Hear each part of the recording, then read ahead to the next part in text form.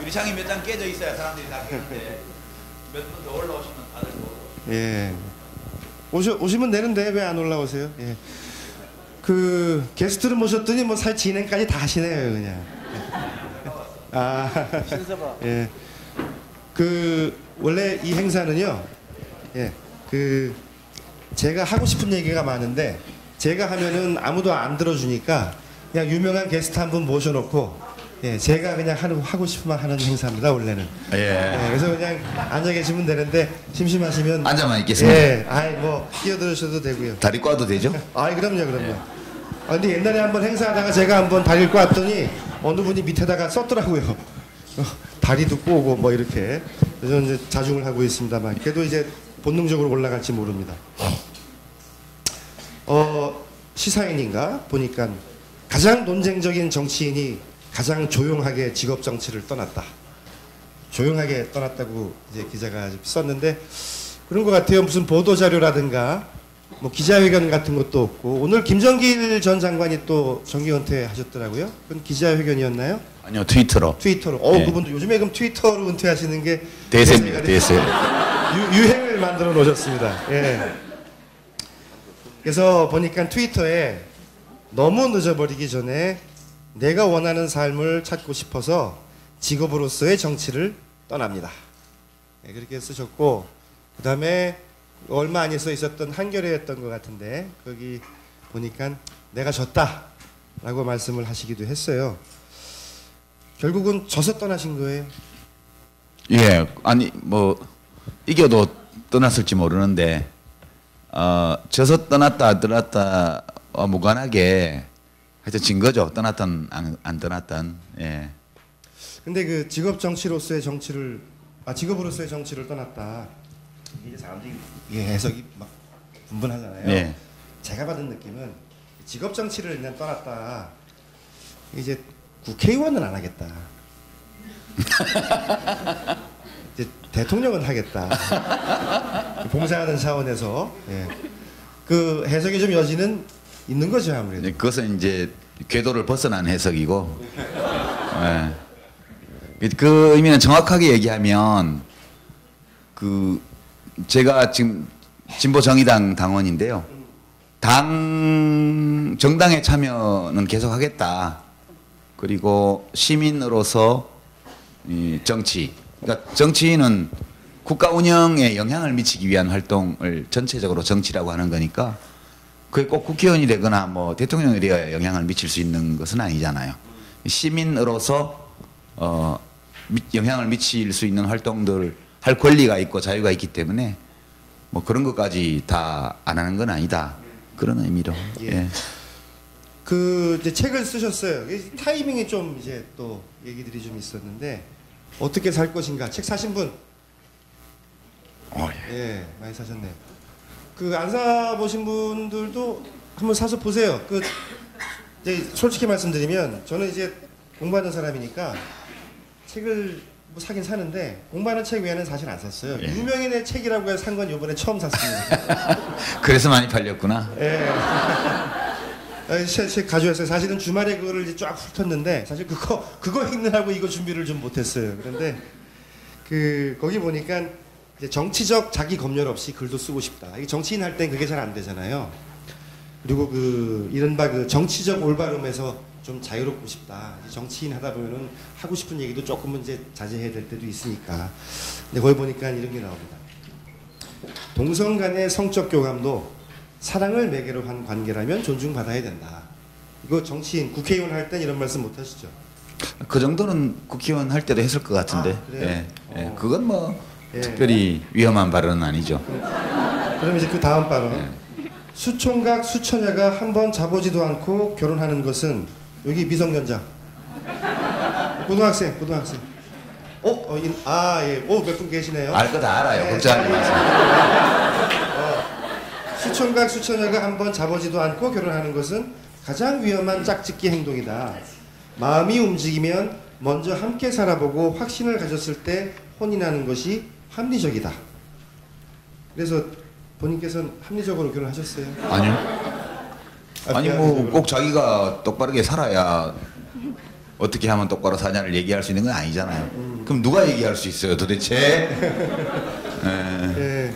그 사실 이제 이런 정치적 올바름에서 완전히 벗어난 분이 그때 이제 문재인 의원께서 대선 전에 텔레비 나와가지고 그러셨잖아요. 무슨 여행이었나 뭐 면회였나 사모님이랑.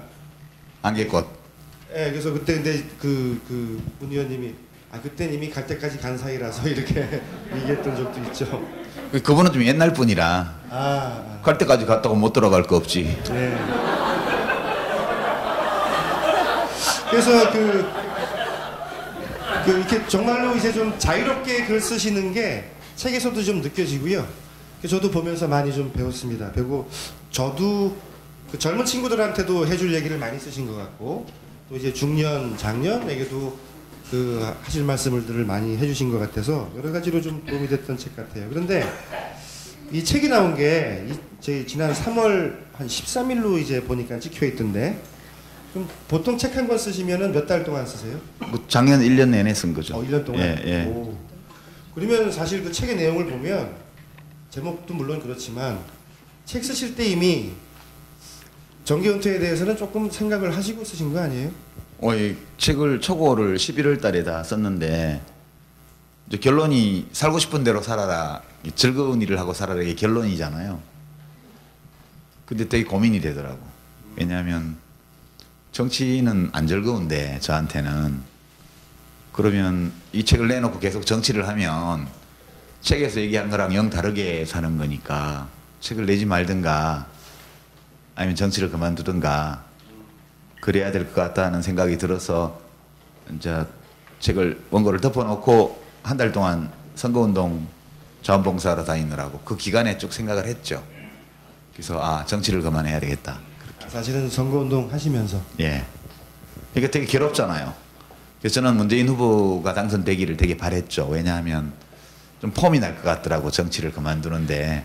당선되고 나서 그러면 문 후보께서 이제 낙선하시더라도 은퇴는 하실 생각이 예. 없고. 이제 기왕이면 문 후보가 당선되셔서 그럼 사람들이 이럴 거 아니에요. 야 문재인 대통령 됐는데 유시민 문재인하고 친한데 한 자리 하겠다. 이럴 때 탁 나가면 되게 폼이 날 것 같더라고. 그래서 열심히 선거운동을 했어요. 근데 안 되더라고. 그런 아쉬움이 있었겠네요. 그 책을 통해서 주장하시는 게 보니까 그래서 이제 어떻게 이제 재밌게 살 것인가인데요. 이제 그 호칭 관련해서 선생님이 제일 좋으시다고요. 예, 그렇게 불러주시면 고맙겠습니다. 예, 사실 제가 이제 정치하시는 분들 요즘 만나시면 다 장관님 그러죠. 전자 붙여가지고. 전자 붙여서. 근데 사람 소개할 때 전 국회의원, 전 장관 이러면 전자 붙여서 자꾸 얘기하면 현 하는 일이 없는 걸로 보여서 예, 그래서 저는 전자 안 붙었으면 좋겠다. 예. 예. 근데 이제 가장 좋아하시는 호칭이 요즘에 그 선생님이래요. 그래서 선생님으로 부르겠습니다.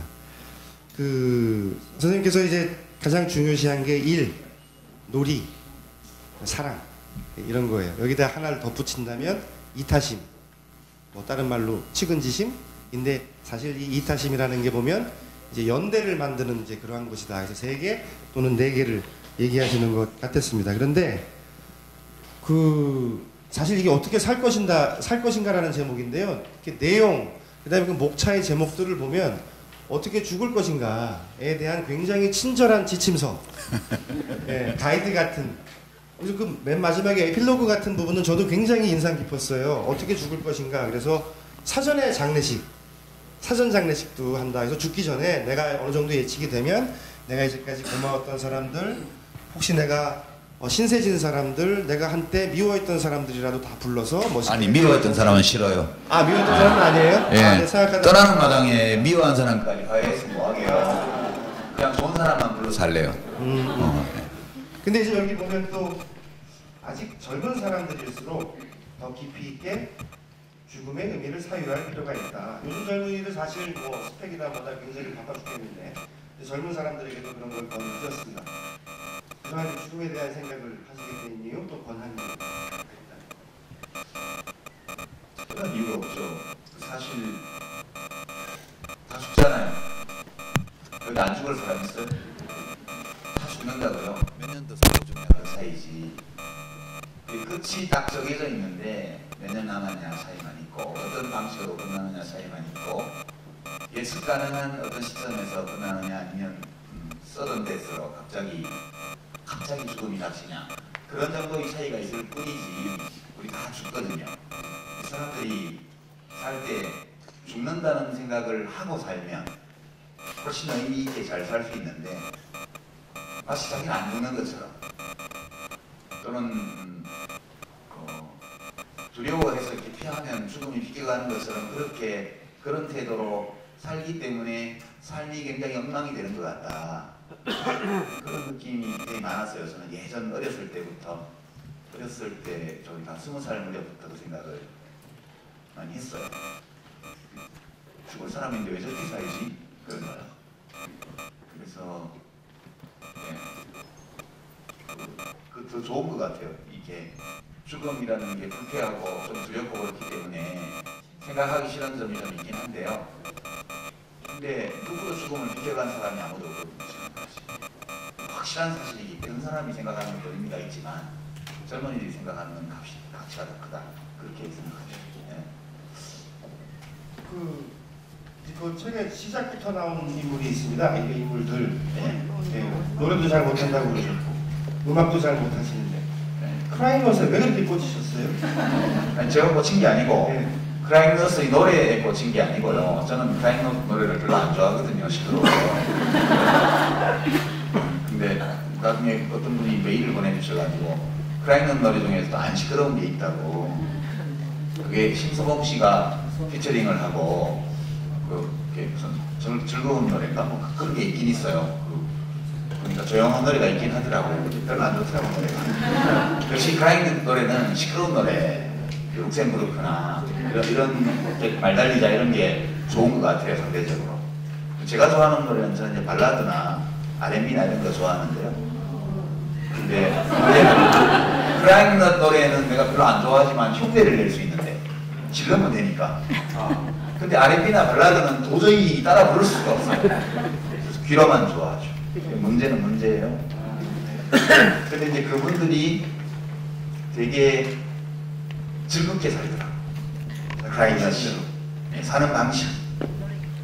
하고 싶은 일을 직업으로 선택한 사람. 사실 여러분들 다 그게 원하는 거잖아요. 아마 주변에서 봤을 때 가장 대표적인 인물이라서. 자기들이 행복해 죽겠다고 막 책에다가 비명을 질러놨어요. 진짜 그거 보셨어요? 어떻게 살 것인가라는 책이 있어요. 그 친구들도 책 제목이 어떻게 살 네, 크라잉넛 책 제목이 어떻게 살 것인가. 노란색 표지에. 거기 보면 막 썼다기보다는 누가 작가가 이제 막 이야기를 시키고 녹취를 해서 그걸 재구성해서 만든 책인데 행복해 죽겠다고 계속 이렇게 헤드뱅잉하고 샤우팅하고 하면서 그냥 늙을 때까지 하고 싶다고 그렇게 돼 있어요. 그래서 거기 보신 거예요. 이 친구들 진짜 괜찮게 사네. 하긴 여러분들 롤링스톤스라고 아시죠? 이 양반들 지금도 투어 공연하고 그래요. 나이가 70이 이제 넘어가는 사람. 머리 갈 것 없이 우리 가왕님. 예. 한가리가 마음쓰는 예. 그죠? 그래서 이제 그 책에서는 정말 내가 원하는 방식으로 살지 못했다라는 그런 일종의 자조랄까요? 사실에 대한 기술. 근데 보면은 사실 선생님께서는 정치 활동도 그렇고 그 이전에 이제 학생 운동 활동이라든가 항상 선두에 서셨잖아요. 하고 싶은 일 아니었어요? 그게 그렇게 보이죠. 보이기만 그렇게 보일 뿐. 되게 하고 싶어서 한 일은 아니잖아요. 해야 되니까 한 일이지. 그래서 보면 책에도 죄책감, 분노 뭐 이런 거에 대한 얘기도 좀 있더라고요. 예, 그러니까 무슨 돌 던지러 다니고 뭐 화염병 만들어 다니고 감옥 살고 이런 거 좋아할 사람이 누가 있어요? 그거 좋아서 하는 사람은 제정신이 아니지. 근데 그것도 안 하고 20대를 보내면 너무 비겁한 것 같아서 지금 청와대에 계신 박 대통령 아버지 박 대통령이 제가 두 돌이 되기 전에 그분이 권력을 잡았는데 대학교 들어갔는데 계속 대통령이더라고요. 제가 뭐 말 배우기 시작할 무렵에 권력을 잡았는데 제가 대학생이 됐는데 여전히 대통령이에요. 근데 이제 그분이 경찰복을 입고 길거리에서 사람을 막 패는 걸 보고 원래 누가 사람 패면 112에 전화해야 맞잖아요. 근데 전화하니까 그 사람 받는 거야. 패는 사람이 경찰관이에요. 또 그런 상황이었단 말이에요. 대통령이 그 노동조합을 만들 수 있도록 법에 다 돼 있는데 노조 만드는 사람을 칼로 찌르고 막 들겨 패고 납치하고 이러는데 그렇게 하는 놈은 놔두고 그거 항의하는 노동자들을 다 잡아가지고 그렇게 했잖아요. 내 일은 아닌데 그죠? 이게 바빠서 길 가는데 경찰이 사람 패고 있어요. 그러면 어떻게 해야 돼요? 그러면 근데 그 경찰이 최홍만 선수처럼 덩치가 커요. 그 되돌아봤자 한 대 얻어맞는 것 밖에는 결과가 없는데 그 뻔히 알지만 그냥 지나가면 좀 비겁한 것 같다. 좀 비참해지잖아요, 자기가. 그런 느낌이 싫어서 한 거지. 무슨 학교 안에서 돌 던졌다고 정권이 무너져요? 그런 것은 안 믿었어요. 그냥 비겁해지기 싫어서 그래도 징역이라도 몇 년 살고 나오면 나중에 늙어서 너 뭐했냐 이러면 난 그래도 징역이라도 살았어. 그렇게 그때는 그런 시절이었어요. 네, 그런 심정으로 한 거죠. 그러니까 그게 해야 되니까 한 일이지 하고 싶어서 한 일이 아니잖아요. 이제 그 얘기를 또 자연스럽게 이어나가면 되겠네요. 이제 책에도 그렇게 쓰셨어요. 그 유시민의 문제는 꿈이 없었다는 거 이렇게 쓰시면서 뭐 여기저기에 쓰셨는데 그 중에 하나가 어릴 때 꿈은 판사. 사실은 어른들이 너 나중에 모델래 하니까 그냥 이렇게 나온 얘기가 판사였다고 하고요. 근데 이제 아버님께서는 영문과에 들어가서 영어를 공부한 다음에 외국에 나가서 철학을 공부해라. 그것이 좋지 않겠느냐라고 이제 권유를 하셨는데 이제 선생님께서는 그것을 이제 외면하시고 어디를 갔어요? 그래서 사회계열로 갔는데 사회계열로 간 이유는 빨리 출세해서 이제 잘 살기 위해서 법학과가 있는 사회계열로 갔다. 그래서 스스로 뭐라고 그러셨냐면 도전하지도 않고 좌절한 현실주의자다. 그렇게 말씀을 하셨더라고요. 그 아버님께서는 82년도에 군복무 하실 때 군에 있는 아들에게 편지를 보내러 나가셨다가 이제 횡단보도에서 차에 이제 그 교통사고로 이제 돌아가시게 됐고요. 그래서 그런 안타까움도 좀 있는 것 같습니다. 그때 아버님의 권유를 받아들이지 않았던 것이 지금 생각해 보면 성장기에 있어서 겪었던 가장 큰 의미 있는 후회라고 보면 될까요? 후회까지는 아니고요. 저는 제 나름대로 이제 생각해서 제가 결정을 했던 거니까 후회는 아닌데 우리 아버지가 나를 잘 아셨구나 그런 생각은 굉장히 많이 들어요. 그때는 우리 아버지는 나를 잘 몰라 그렇게 저는 생각을 했거든요.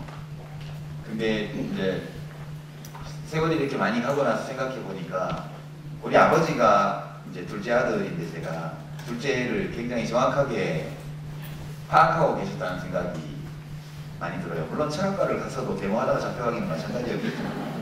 그러니까 큰 차는 안 났을지 모르겠지만 그래도 이제 삶에 임하는 기본적인 태도 그런 점에서 저희 아버지는 저한테 맞아 보이는 거 제가 즐겁게 할 수 있을 걸로 보이는 쪽으로 권하셨던 거죠.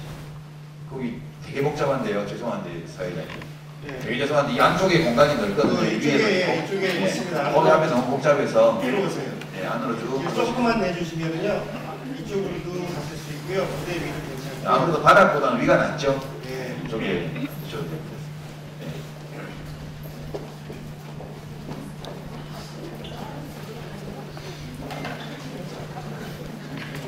위에 올라오셔도 돼요. 내 가방은 가져가지 마세요. 잘 보관해 주세요. 네, 올라와서 그냥 등기 대고 이 뒤에 앉으셔도 되고요. 네.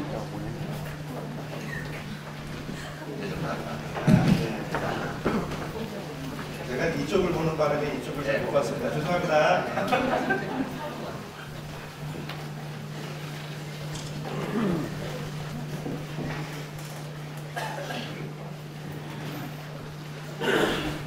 네, 근데 생각해보면 제가 이제 아버지 얘기를 가끔 책에 쓰기도 하는데 5일 살 때 제가 5월 17일 날 밤늦게 자정 직전에 학교에서 잡혀가지고 계엄사 압수국에 잡혀갔는데 잡혀갈 때 어떤 기자가 저한테 물어봤어요. 머리카락 잡히도록 걸려나가는데 기자 같더라고. 이름 뭐냐고. 그래서 제가 나 잡혀가는데 누가 잡혀가는 거 알아야 되니까 그래 유시민이라고 대의원 의장이라고 그렇게 말을 하고 잡혀갔어요. 그랬는데 잡혀간 거는 분명한 것 같은데 어디 갔는지 집에서 모르는 거죠. 처음 가족을 만난 게 2달 후였거든요. 합수부에서 두 달을 있다가 나와서 이제 안양교도소로 가기 전에 관악경찰서 유치장에 며칠 이제 있었는데 그때 처음 면회를 했어요. 근데 우리 아버지가 이제 대구서 오셨어요. 그때가 제 나이보다 조금 많았을 때 같아요. 아버지가 59, 60 그쯤 됐을 텐데 오시더니 이제 제가 잡혀가 있는 동안 소문이 여러 가지 돌았나 봐요. 죽었다는 소문도 돌고 뭐 어디 다리가 부러졌다는 소문도 돌고 뭐 다리 부러진 걸 봤다는 이야기도 있고 그랬대요. 이제 면회실에 나갔더니 이제 우리 어머니는 벌써 뭐 울고 그러시고 아버지가 제가 이제 어제 이렇게 나무대에 앉아서 면회실에 있었는데 일어나 보라 그러시더라고요. 일어나 봤더니 팔 들어보라 그랬어요. 팔 들어보라. 뛰어보래요. 뛰어봤어요. 그들 이렇게 보시더니 됐다 그러더니 나가시더라고요.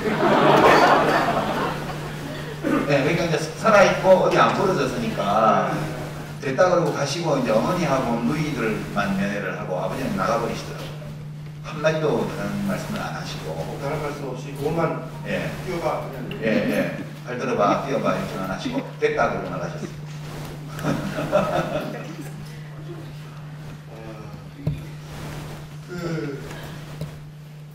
그럼 거기 학생회 그 대의원 의장, 예. 대의원 의장. 그러면 사실 이제 총학생회장 정도 급 아니에요? 총학생회장이 대통령이면 네. 대의원의장은 국회의장이에요. 아, 예산심의 뭐 이런 거 학생회칙심의 이런 걸 다 하는 거예요. 아. 예. 그 대의원회가 국회 기능을 하는데. 그때 제가 이제 유신 때 이후로 학생회가 없어졌기 때문에 우리는 회의라는 걸 해본 적이 없어요. 정식 회의를. 그래서 대의원의장이 되자마자 제 외삼촌이 국회 전문위원으로 근무하셨는데요. 거기 가가지고 의사과 직원을 불러서 의사 일정 진행을 어떻게 하는지를 2시간 동안 배웠어요. 국회법상에 예산 심의를 어떻게 하는지, 입법을 어떻게 하는지, 뭐 개정안이 나왔을 때 여러 개 나왔을 때 어떤 순서로 처리하는지 이걸 2시간 동안 제가 배우고요. 그걸 정리해서 첫 대의원회를 소집할 때 제가 교육을 했어요. 그렇게 해서 그 와중에도 1980년도 예산안 심의하고 조정하고 수정동의안에서 의결하고 그거 다 했거든요 그때. 국회의원 되려고 그때부터. 준비가 돼 있으셨네. 그게 혹시 좀 헷갈리시는 분 요즘에 하도 많이 헷갈린다고 그래가지고 80년에 그 5.17 개헌 전두환이 이제 들어올 때 박정희는 79년도에 이제 그 죽었고요. 전두환이 그 다음에 와서 이제 정권을 잡는 그 과정에서 이제 군대를 아직 이제 잡혀간 거죠. 잡혀가고 군대도 가시고요. 네, 그럼 이제 안양교도소 있는데 갑자기 나가라고 그러더라고요. 그날 이제 수도군단 군법회의에서 재판을 받았어요. 그날 8월 그때가 말 가까이 됐을 텐데 갔더니 이제 한 60명을 바닥에다가 무릎 꿇려놓고 묶고 가지고 하나씩 불러 이렇게 세워서 군 검사가 공소장을 읽고 재판장은 대령이었어요. 대령. 그걸 계엄령 되니까 다 군법회의에 넘어갔죠. 뒤에 돌아보니까 가족들 방청이 그날 허용됐는데 우리 아버지가 와 계시더라고요. 뒤에. 그리고 이제 오전에 뭐 말도 안 되는 것들 읽고 이제 이렇게 하고 나서 점심시간 휴전하기 직전에 재판장이 몇 사람 이렇게 불러 이렇게 세워서 물어보더라고요. 제 이름 불러서 일어났더니 또 똑같은 상황이면 어떻게 하겠냐고 물어봐요 저한테. 되게 입장 곤란하더라고요. 여기서 제가 절대 안 그러겠습니다. 이러면 훈감될 것 같아 그냥. 네. 근데 또 자존심이 되게 상하잖아요. 우린 또 존심해주고 존심이 사니까. 그래서 근데 아무리 생각해봐도 또 똑같은 상황인데도 대모할 수밖에 없을 것 같습니다. 이랬거든요. 그랬더니 재판장이 막 화를 벌컥 내는 거예요. 그 속으로 나 이제 죽었다. 그 뒤를 돌아보니까 좀 이따 뒤를 돌아보니까 우리 아버지 안 보이시는 거예요. 그 나중에 얘기하니까 저는 나오긴 틀렸다 그러고. 네, 그게 안양이었는데 수도군단이 안양에서 저 차 타고 서울역 가셔가지고 그냥 대구로 가버리셨더라고요. 근데 그날 이제 오후에 점심 먹고 기다리고 있다가 이제 판결 선고를 들으러 왔는데 갑자기 이름을 쫙 막 한 20, 30명을 불러요. 그 다 일어나려. 일어나 보니까 느낌이 이상하더라고. 다 젊은 애들만 세운 거예요. 그러더니 공소를 기각한대요. 공소 기각이 뭔지도 몰랐죠 저는. 뭔 말이야 공소기각이? 그랬더니 뭐 그렇고 뭐 누구는 뭐 징역 몇 년 막 이러더니 이제 버스에 싣고 또 이제 안양교수 갔는데 돌아가니까 집사라고 그러는 거예요. 그렇죠. 선배한테 공소기각이 뭐예요? 그랬더니 그거 무죄야 무죄. 와 무죄예요 그랬더니 또 군대 가는 거야 이러는 거예요. 그러니까 교도소가 너무 붐벼가지고 조폭들 양은이파 이런 아저씨들 다 잡아왔지, 태촌이파 양은이파 다 잡아왔지, 학생회 간부들 다 잡아왔지. 그러니까 안양교도소에 2평짜리 방에 8명이 있었다고요 우리가. 그러니까 이게 감당이 안 되니까 병력 미필 남자만 골라가지고 공소를 기각함으로써 병역법상 군대를 못 가는 상황을 안 오게 한 거예요. 예, 그리고 그날 저녁에 갑자기 짐 싸가지고 집에 갔더니 가족들이 전부 놀래 나가빠지더라고요. 예. 근데 보니까 신경통 미스가 와 있네. 좋은 방송하네요. 예, 매우 조직적으로. 예. 그래서 제가 신검은 안 받을 수는 없잖아요. 그거 안 받으면 그때부터 이 병역 기피 파렴치고만 될 수 없다 이래가지고 받으러 가는데 또 이름을 불러요 가니까 대기하고 있는데 나갔더니 따라오라 그러더니 엑스레이 기계 앞에 세우더라고요. 그래 탁 찍었죠. 그 찍고 탁 돌아서니까 사진도 안 나왔는데 병역 수첩을 딱 줘요. 그 병역 수첩을 딱 펴니까 정상 도장만 10몇 개가 찍혀 있고요. 1급 갑. 예, 1급 갑. 그리고 이제 쪽지를 하나 탁 주는데 그날이 9월 2일 오후였는데 9월 4일 새벽 6시 논산 영무국민학교 운동장 거기에 딱 오래요. 그러니까 36시간 딱 시간을 주더라고요. 그래서 선배들을 급히 만나서 도망가야 돼요, 군대 가야 돼요 그랬더니 어떤 선배는 도망가라고 그러고 너 거기 가면 죽는다고 그러고요. 어떤 선배는 죽는 한이 있어도 병역 기피가 될 수는 없지 가야 돼. 그래서 고민하다가 도망다니면 너무 고달플 것 같아서 죽더라도 편히 죽고 싶다 그런 심정으로 입대를 했죠 제가. 이 옛날 얘기예요. 네. 그 책에 보니까 내 삶을 지배한 감정은 기쁨이나 즐거움이 아니었다. 수치심과 분노, 슬픔, 연민, 죄책감, 의무감 같은 것이었다. 이렇게 쓰셨어요. 그리고 이제 제가 뽑아놓고 너무 길어서 못 읽었어요. 강소이유서. 예. 그거는 또 다른 일로 여러 번 들어가셨어요. 이제 그 감옥이죠. 감옥에서 10시간 만에 A4지 14장짜리 글을 썼어요. 강소이유서라고. 10시간 아니에요. 10시간 아니에요? 예, 그게 한 16시간. 16시간에 지금 A4지 14장짜리를 쓰셨어요. 강소이유서라고 당시 80년대 운동권에서는 거의 이제 필독서가 된 책인데 저는 당시 운동권이 아니었던 이유로 지금 이제 보려고 하는데 너무 길어서 못 읽겠는 거예요. 그래서 지금 출력해가지고 가지고만 있는데 그걸 아직도 안 읽고 다시 저는 원래 그 운동권이 아니었고 저는 원래 그 오렌지 쪽이었기 때문에 바빴어요. 저도 나름대로. 근데 강소이유서에 또 이렇게 써 있어요. 네그라 소프의 시구를 인용을 해서 슬픔도 노여움도 없이 살아가는 자는 조국을 살아가고 있지 않다 이렇게 쓰셨어요. 그래서 보면은 이게 바로 청춘기, 청년기의 유시민을 바라볼 수 있는 그러한 표현들이 아닌가 싶은데요. 대학은 이제 시골에서 대학을 갔고 가정 형편들이 너무 좋은 것도 아니고 힘들게 자식들 대학을 6남매를 보내셨는데. 아마 어른들은 바라지 않았던 거고 본인도 선사가 될 생각을 하고 사회개혁에 진학을 했고 무엇이 유시민을 그렇게 분노하게 만들었어요? 아니 그때는요. 그래도 거기 안 들어간 사람 서울대학생으로만 쳐도 거기에 안 들어간 사람들이 훨씬 더 많잖아요. 아니 근데 사람마다 다른 거예요. 그게 쪽팔린 사람이고 안 쪽팔린 사람이 있는 건데 박정희 밑에 가서 판검사를 한다는 거는 권력의 졸개가 되는 거예요. 그냥 달리 설명이 안 돼요. 제가 굉장히 겁이 났던 거는 내가 판사가 됐는데 뭐 서울지방법원 이런 데 갔는데 데모하는 학생들이 잡혀오면 어떡하지? 왜냐면 그때까지만 해도 박정희 대통령이 암살당하리라고는 상상을 못했기 때문에 또 그러니 또 건강하셨거든요. 뭐 서민들은 서민 아이들은 포르말린들 껍데기 먹고 식중독으로 죽기도 하고 막 그러지만 그런 분들은 또 잘 잡혔기 때문에 그럴 염려도 없잖아요. 그러니까 이거는 딱 보니까 앞으로 최소한 10몇 년은 더 대통령을 하게 생겼어, 이 사람이. 그럼 제가 사법시험을 봐서 판검사 임용이 되면 그 밑에서 판검사를 하는 거 아니에요. 그러면 대마다가 후배들이 잡혀오면 정찰제로 위에서 3년 때려라 이러면 3년 안 때리면 어디로 쫓겨나고, 그리고 뭐 판결할 때 무슨 판결문 같은 거를 중앙정보부에서 다 갖다 검열을 하고 이런 데는데 그거는 독재자 졸개가 되는 거니까 그건 너무 쪽팔려서 도저히 못하겠다 이거는. 그러니까 그때 근데 그거 안 하고 바로 변호사가 될 수 있다는 몰랐어요. 진짜 순진해가지고 사법고시를 치면 100% 무조건 판검사를 해야 되는 건 줄 알았다고. 그러니까 이거는 못하겠다. 이거는 길거리에서 배추를 팔지언정 이렇게는 못 산다 해서 제가 법대를 안 간 거죠. 특별한 건 아니고 그냥 좀 쪽팔렸어요. 그 생각할 때 이게 뭐야 사는 게 싶어서. 자연스럽게 이제 공부 투신하시게 되고. 투신은 뭐 투신, 선배들 따라다니다가 휩쓸렸다 그렇게 표현하죠. 좋은 선배, 좋은 친구 만나야 돼요. 친구 잘 만나야 돼요. 이제 대학생들도 많이 있는데요.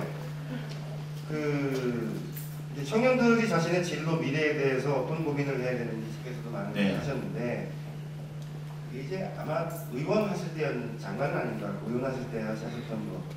그 대학생들과의 대담에서 청년실업에 대해서 여대생이 물어봤는데, 이제 선생님께서 취업에 관한 책임은 각자가 지는 겁니다. 그래서 그때 곧장 한나라당에서 유시민 의원 실업자 폄하 발언 사과하라 논평이 나왔어요. 물론 거두절미된 것도 없잖아 있겠지만 어떻게 된 겁니까? 그거 실수한 거죠. 왜냐하면 그게 아니고 문화일보에 바로 기사가 그날 오후에 났는데 제목이 청년 실업 각자 책임져야 그렇게 났어요. 제가 그때 열린우리당 최고위원이었거든요. 선출직 최고위원, 제가 4등으로 특별히 당선해가지고 최고위원이고 문희상 의원이 그때 의장, 당의장이었는데요. 그날이 이제 무슨 성년의 날인가, 무식의 날인가, 하여튼 뭐 그런 날이었는데 대학생들과의 간담회, 청년들과의 간담회를 한다고 해서 이제 취업과 몽땅 갔어요. 그래서 요거 지금 이 숫자의 한 절반쯤 되는 학생들, 청년들이 와서 질의응답을 하는데 이제 한 학생이 질문을 하는 게 쫙 있는데 제가 기분이 되게 상한 거예요. 기분이 상하면 안 되는데 인격 도야가 부족해가지고 제가 열이 받은 거예요. 왜 열을 받았냐 하면 이렇게 취업하기 어려운데 정부는 뭐 하냐 식의 이야기였어요. 그러니까 완전 조중동 사설을 갖다가 그냥 읽는 수준의 질문이었어요. 그래서 제가 열 받았죠. 속으로 너 그런 사설 읽는 시간에 열심히 스펙 키워서 취직할 일이지. 그런 식으로 불평하고 있으면 취직되기 틀렸다. 이 생각이 딱 나는 거예요. 진짜 있는 그대로 말씀드립니다. 그래서 속으로 좀 한심하다고 생각했어요. 그 여학생이 고대 학생이었던 걸로 기억하는데요. 저렇게 택도 않은 소리를 늘어놓고 있고 지금 이렇게 집권당 지도부하고 간담회가 있으면 정확하게 어떤 정책을 하고 있으며 그럼 앞으로 어떤 정책이 될 거냐 이런 얘기를 물어봐야 맞는 거죠.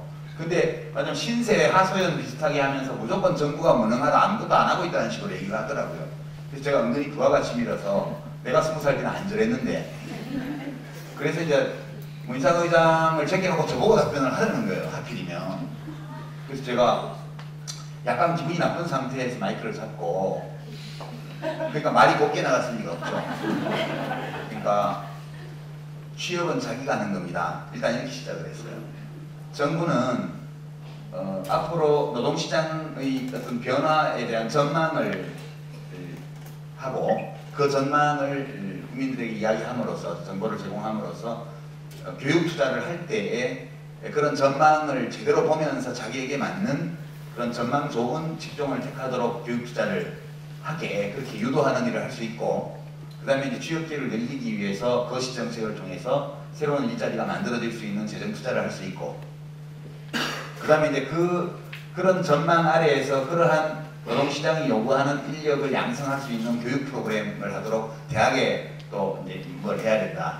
이제 이런 것들이 구조적인 해법인데 그렇다 하더라도 지금 추세를 보면 모든 청년들이 다 대학을 졸업하고 취직할 수 있을 정도의 일자리는 만들어지기 어려운 것 같다. 너무 솔직히 근데 특정한 누구를 그러니까 이 질문을 할 때 뉘앙스가 왜 내가 취직하기 이렇게 어렵냐는 식의 뉘앙스였어요. 저도 이제 꼬라지가 난 거죠. 화가 나가지고. 어느 특정한 누구의 취업 가능성을 높이는 정책은 있을 수 없다. 그렇게 얘기를 한 거예요. 취업은 각자 하는 것이고 정부는 이렇게 취업하고자 하는 사람을 도울 수 있다. 그렇게 좀 까칠하게 대답을 한 거예요. 까칠하게. 그랬더니 제목이 그게 어떻게 청년 실업 각자 책임져야 그게 어떻게 말이 돼요. 그래서 제가 이제 오후에 담당 기자한테 전화를 해서 물론 내가 표현이 좀 미스했던 건 있지만 이런 취지가 아니었지 않냐. 이건 오보다. 그랬더니 뭐 어떻게 해줘요 이렇게 나오더라고요. 그래서 저도 이제 열이 받아 기자하고 또 언쟁을 좀 했죠. 그랬더니 그 다음날 오후에 기자가 또 나왔어요. 지가 말해놓고 오리발 내밀면서 기자가 한다고. 그래서 제가 그 다음부터는 기자들하고 안 싸웠죠. 아 이거는 맞아 죽기 딱 맞겠구나. 근데 사실은 저도 잘못했지만 제가 진짜로 생각하는 거는 물론 정부 정책을 비판하고 그건 해야 돼요. 그러나 비판한다고 정부가 꼭 고치는 게 아니잖아요.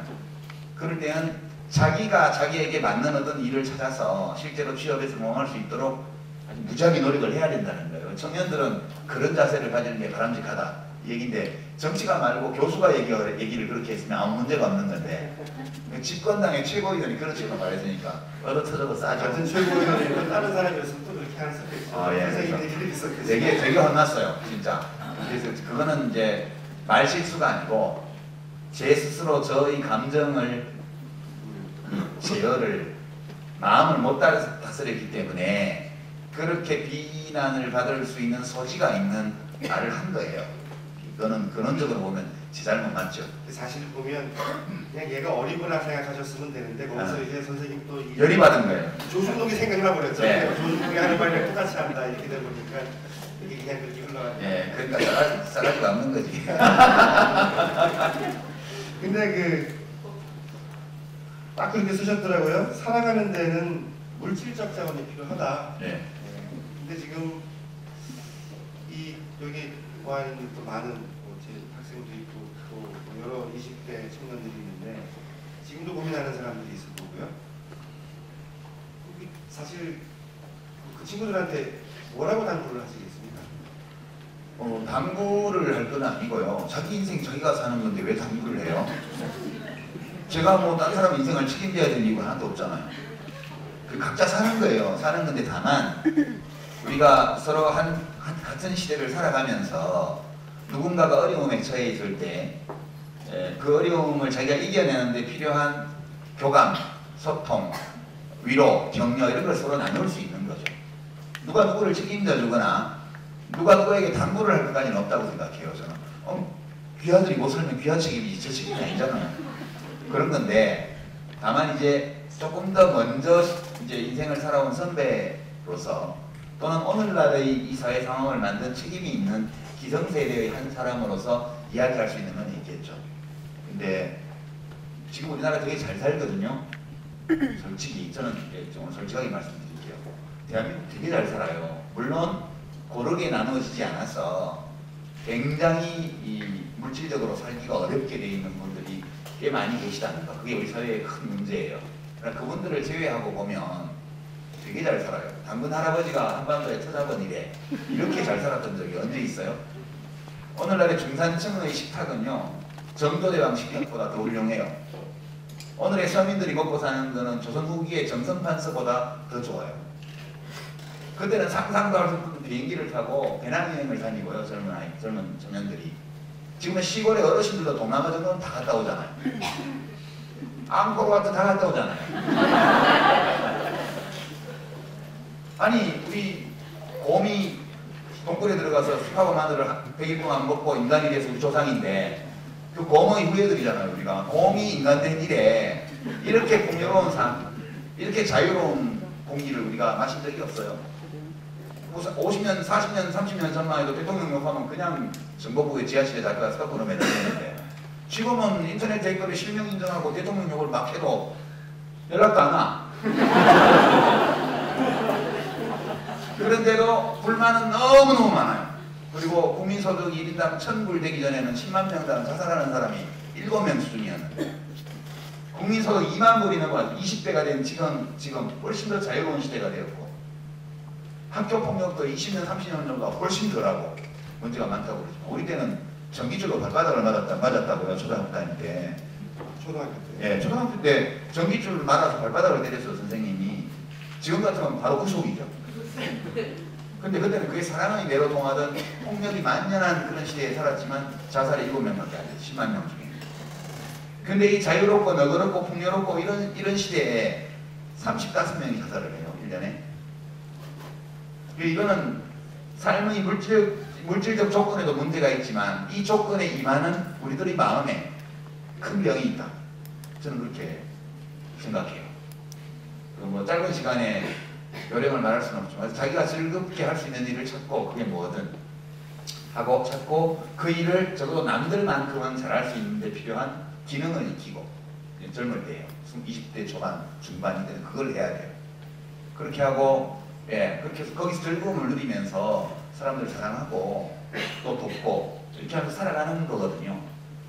근데 지금 보면 내가 즐겁게 할 수 있는 일을 찾기보다는 사회의 시선, 사람들의 평판, 사회적 통념, 부모님의 기대 이런 거에 묶여가지고요. 모든 청년들이 같은 방향으로 막 움직이잖아요. 대기업 취직, 무슨 공무원 임용시험 지원, 교사 임용시험 지원 그거 다 그거예요 지금. 그러니까 거기는 아주 머리가 터지게 경쟁률이 치열하고 그렇게 되지 않습니까? 그래서 이런 조건에서 제도를 개선해서 어느 정도 개선할 수는 있겠지만 전국적으로 보면 예, 제도 개선이 되기 전에도 우리 삶은 계속되잖아요. 20대 청년들에게는 내가 즐겁게 할 수 있는 일을 찾으시라. 그게 제가 할 수 있는 제일 의미 있는 조언이 아닐까 그렇게 생각해요. 좀 까칠하죠? 아니. 그 사업가 아까 말씀하신 대로 대기업 취직, 공무원 시험 이게 아니면은 이제 사업을 하잖아요. 근데 요즘에 청년들 보면은 사업 다 똑같아요. 다 치킨집, 편의점, 뭐 옷가게. 사실 이렇게 보면 모든 사회가 직업 어떤 기업 취직이든 공무원이든 아니면 자영업이든 간에 다 병목 현상이 생겨서 거기서 그냥 이렇게 막 하다가 거기서 결국 탈락되는 사람들이 더 많아지고 그래서 아까 선생님 말씀하신 대로 조금 표현을 달리하면 인류 이후에 역사상 최대의 생산력을 가지고 있는 지금 우리들인데 어떻게 주변을 보면 못 사는 사람들, 힘들어하는 사람들이 이렇게 많아졌을까. 지난번에 전 그런 생각이 들더라고요. 그 평양 가면 지하철 있잖아요. 평양에 지하철. 부산도 있고 서울도 있고 지하철이 있는데 평양의 사람들은 저렇게 지하철에 뛰어들까? 거기는 그런 사람들이 아마 없지 않을까 싶어요. 있나 모르겠네요. 없다고 장담 못하죠. 아 그래요? 북한을 한번 가보셨던 분이라서 많이 저는 평양은 안 가봤어요. 저는 개성하고 금강산만 가봤지. 그런 좀 하고 싶은 일 하는 거, 그다음에 조금 자꾸 남들이 한다고 해서 그쪽으로 이렇게 표현하신 대로 휩쓸려 가는 거, 이런 건 좀 우리가 좀 거리를 둬야 되지 않을까. 제가 이북 같은 데 살면 죽고 싶을 것 같아요. 저는. 제가 좀 뭐 보안법으로 보내려고 그러세요? 저는 미워한 건 아니에요. 아니요, 그런 뜻이 아니고 진짜 심각하게. 아니 자기 머리로 생각을 못하게 하는 사회가 그게 정상적인 사회냐고요.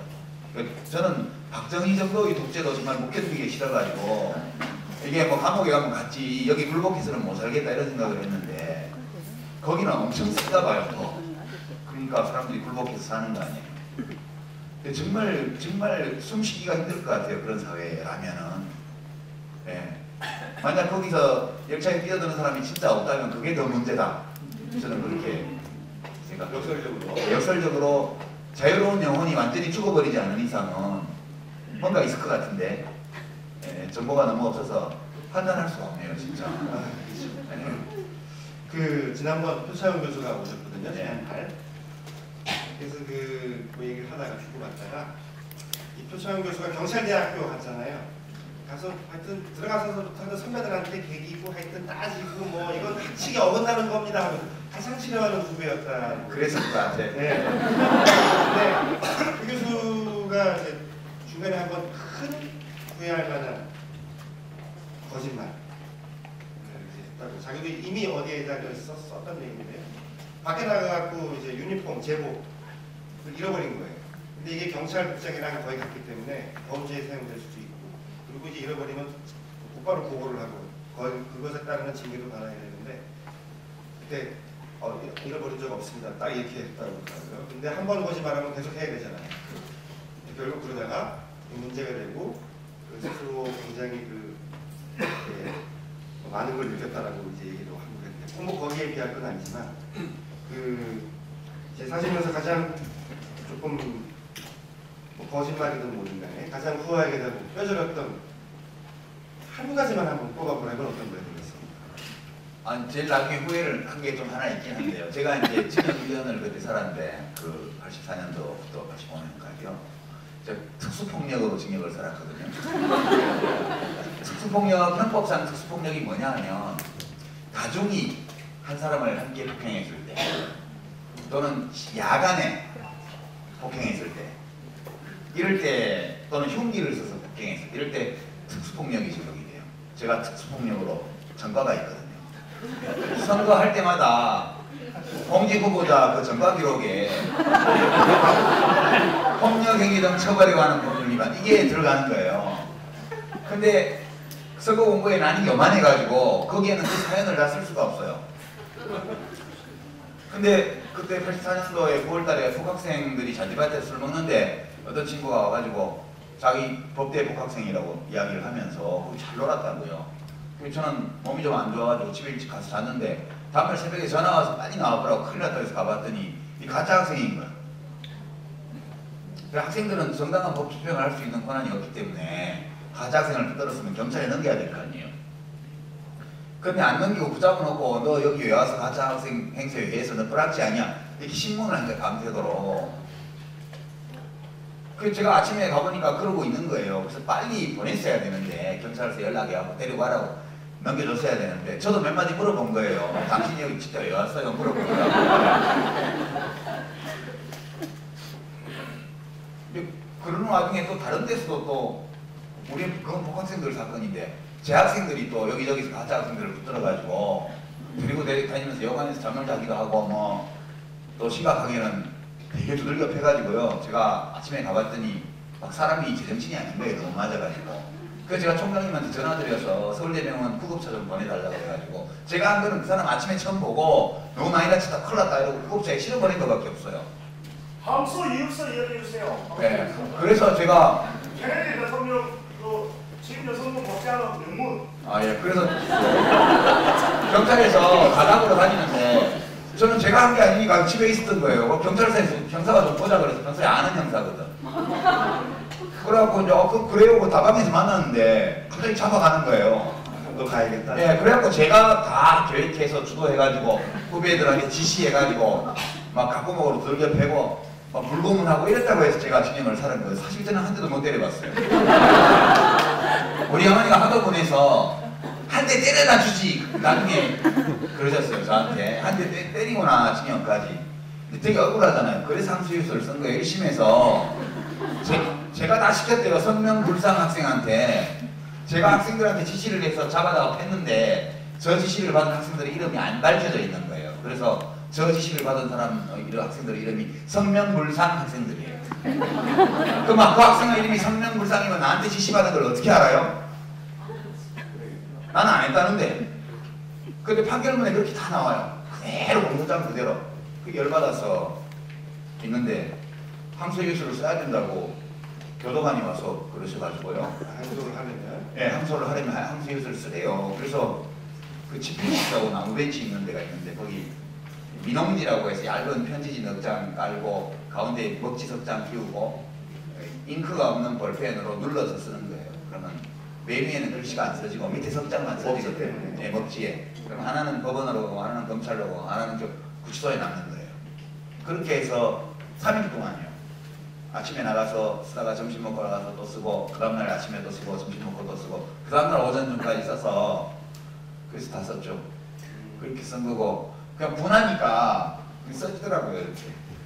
그때는 뭐 이렇게 치다가 잘못되면 이렇게 지금처럼 이렇게 워드로 뭐 지우고 붙이고 뭐 그런 게 없죠. 그냥 눌러서 써야 되니까. 예. 그렇게 해서 이제 뭐 보면은 글 쓰는 재주에 대해서 계엄사 합수부 조사실에서 태어난 글쟁이다. 거기서 이제 스파르타식 글쓰기를 했고, 그다음에 하루에 100장도 썼다. 그러니까 요거 말고도, 그러니까 글을 쓸 때는 안 때렸다고 그러더라고요. 그래서 이제 선생님도 그때는 쓸 때는 열심히 모든 걸 읽고 안 맞으니까 썼다고 이제 그렇게 얘기가 되어 있는데, 이제 그래서 결국 그때 스파르타식 훈련을 받아서 지금 저술가로 활동을 하시는 모든 것도 있네요.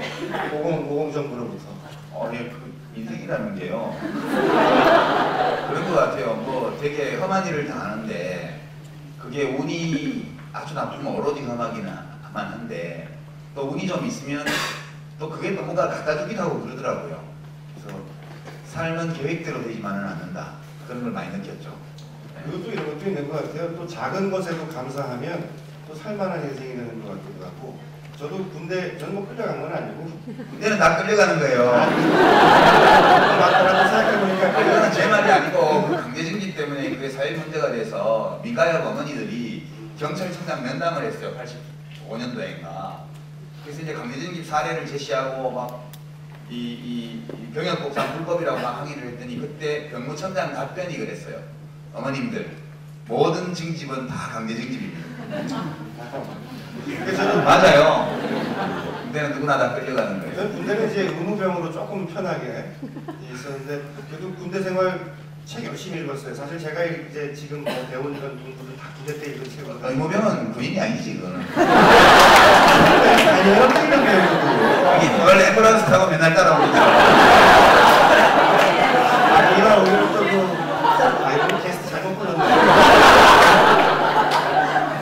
근데 저도 포병이어가지고 계속 버스 타고. 맞아요. 의무병들 보면 마이신 같은 거 고쳐놨다가 고참들이 휴가 나가서 사고 치고 병 걸려서 돌아오면 야매로 고쳐.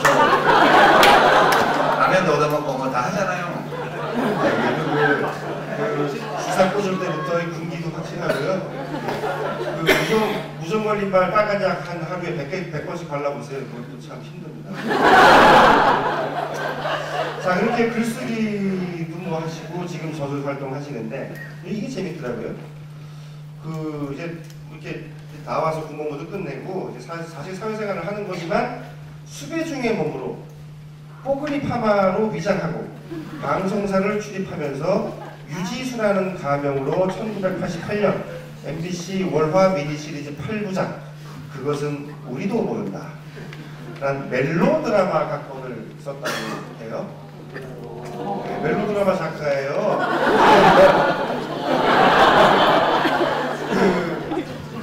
또 멜로드라마는 또 어떻게 쓰게 됐는지 또 방송국이랑은 또 그런 그 작가로서의 연결이 됐어요. 아니 심각하게 보지 마세요. 사실 이제 87년도에 6.29 선언이 나오고 나서 이제 직선제 개헌하겠다는 그거 나오고 정치범 5번하고 김대중 대통령이 그 당시 야당 지도자 시절에 연금 해제되어서 정치 활동을 재개하고 그때예요. 근데 이제 저는 그때 구로동에 그 노동자들과 학생 출신 지식인으로 구성된 이제 아주 뭐랄까요? 그 하여튼 불온한 그런 아주 불량 서클을 하고 있었는데요. 뭐든지 불러내. 예, 불량 서클을 하고 있었는데 거기에 이제 선전 책임자였어요, 제가. 그래서 신문을 만들으라고 이제 오다가 와서 신문을 6.29는 속이구다 그런 글을 담은 신문을 만들고 만편도 제가 직접 그리고 이렇게 해가지고 이제 을지로 뒷골목에 가서 그를 몇만 부를 왕창 찍었어요. 트럭에 싣고 나오는데 잡힌 거예요. 제가 거기 노상 몇 년 동안 출입하면서 유인부를 만들었지만 한 번도 안 잡혔는데 왜냐면 슬리퍼 신고 조그만 손가방 들고 이렇게 다니기 때문에 인쇄소 직원인 줄 알았거든요, 경찰들이. 근데 그날은 좀 중요하니까 후배 둘을 데려다가 약국 앞에 망을 보라고 세워놨단 말이에요. 근데 이 망보는 후배 놈들 둘이가 띨띨해가지고 행동거지가 부자연스러워서 경찰들 눈에 띈 거예요. 그래서 그 망을 봤으면 내가 차를 끌고 나올 때 우리하고 접선을 하지 말아야 되는데 이 인간들이 또 와서 접선을 시도를 했으니까 당장 걸린다면 차째고 아는 척하고. 그래갖고 둘이서 차에서 내리면서 형사들을 치고 을지로 대로를 차량 싱싱 달리는데 영화의 한 장면이에요. 거기 그냥 가로지로 뛰는 거예요. 근데 같이 간 선배는 치고 튀었는데 나는 슬리퍼를 신어가지고 을지로 그 이가 대로 한가운데서 슬리퍼가 벗겨져서 꽉 넘어진 거예요. 그래갖고 잡혀갔죠. 그래서 관계 경찰청 대공분실로 잡혀갔는데 풀어주더라고요. 그냥 뭐 이렇게 분 형사가 야 너네 요새 많이 양아치 됐다? 사람을 치냐? 이러면서 자기가 맞고. 예, 저를 그냥 풀어줬는데 왜 풀어주나 나중에 알았는데 계속 박계동이 어디냐고 묻더라고요. 박계동 알죠? 옛날에 한나라당 국회 사무총장도 하고 온갖 스캔들을 일으키고 그런 훌륭한 분이신데요. 그게 이제 완전히 수배자의 왕이었어요. 그래서 이제 예, 그래서 미행하면 박계동하고 연결될 거라고 생각을 하고 저를 풀어주고 미행을 한 거죠. 저는 이제 독산동에 있던 자취방을 책상에 빼가지고 이삿짐차를 2번 갈아타고 은평구로 도망을 가서 미행하는 거 알았어요? 네, 당연히 알죠. 그래서 하여튼 성공적으로 미행을 따돌려 가지고 머리 뽀글이 파마를 하고 사진 없어요? 유리알 안경을 끼고 없죠 사진은. 바바리 양복 한 벌 사입고 바바리 코트 입고 그리고 이제 다녔어요. 근데 그때 데이트하던 저희 집사람이 5m 앞에서 몰라보더라고요. 그러고 이제 숨어서 그 거꾸로기는 세계사도 쓰고 소설도 쓰고 있는데 그때 MBC에 PD를 하고 있던 드라마 PD를 하던 어떤 아는 분이 불쌍하다고 여기 드라마 대본 쓰면 돈 많이 주니까 그때 제가 이제 대필도 하고 그랬거든요. 유물 각본을 하고 그거 보고 딱하다고 돈 좀 되는 것을 하고 그래서 저한테 어떤 멜로드라마 대본 샘플하고 원작 소설을 주면서 각색을 하래요. 그때 돈으로 제가 800만 원 받았고 8부작 8부작 회장? 아니요. 아 8대 합쳐서 그게 몇 년 전이에요. 25년 전이거든요. 그걸 10만 원짜리로 몽땅 바꿔가지고 제 자취방 의자 담석 밑에다가 이제 지퍼 열고 넣어놓고 아침마다 꺼내 쓰는 거예요. 그러니까 그때 그래서 쓴 거예요. 대본을 써본 적도 없고 그래서 대본을 이렇게 보니까 이렇게 쓰는구나. 그래서 근데 엉터리죠. 28살짜리가 뭐 멜로드라마 뭐 알겠어요 남자가 그것도. 네. 그렇게 해서 쓴 건데 그러니까 되게 엉터리야. 그리고 중간에 탤런트 파악 때문에 2달 동안 중단됐다가 시청률도 형편없었고. 네. 아 그래서 기억하시는 분 있어요 혹시? 아무도 몰라요. 그것은 우리도 모른다.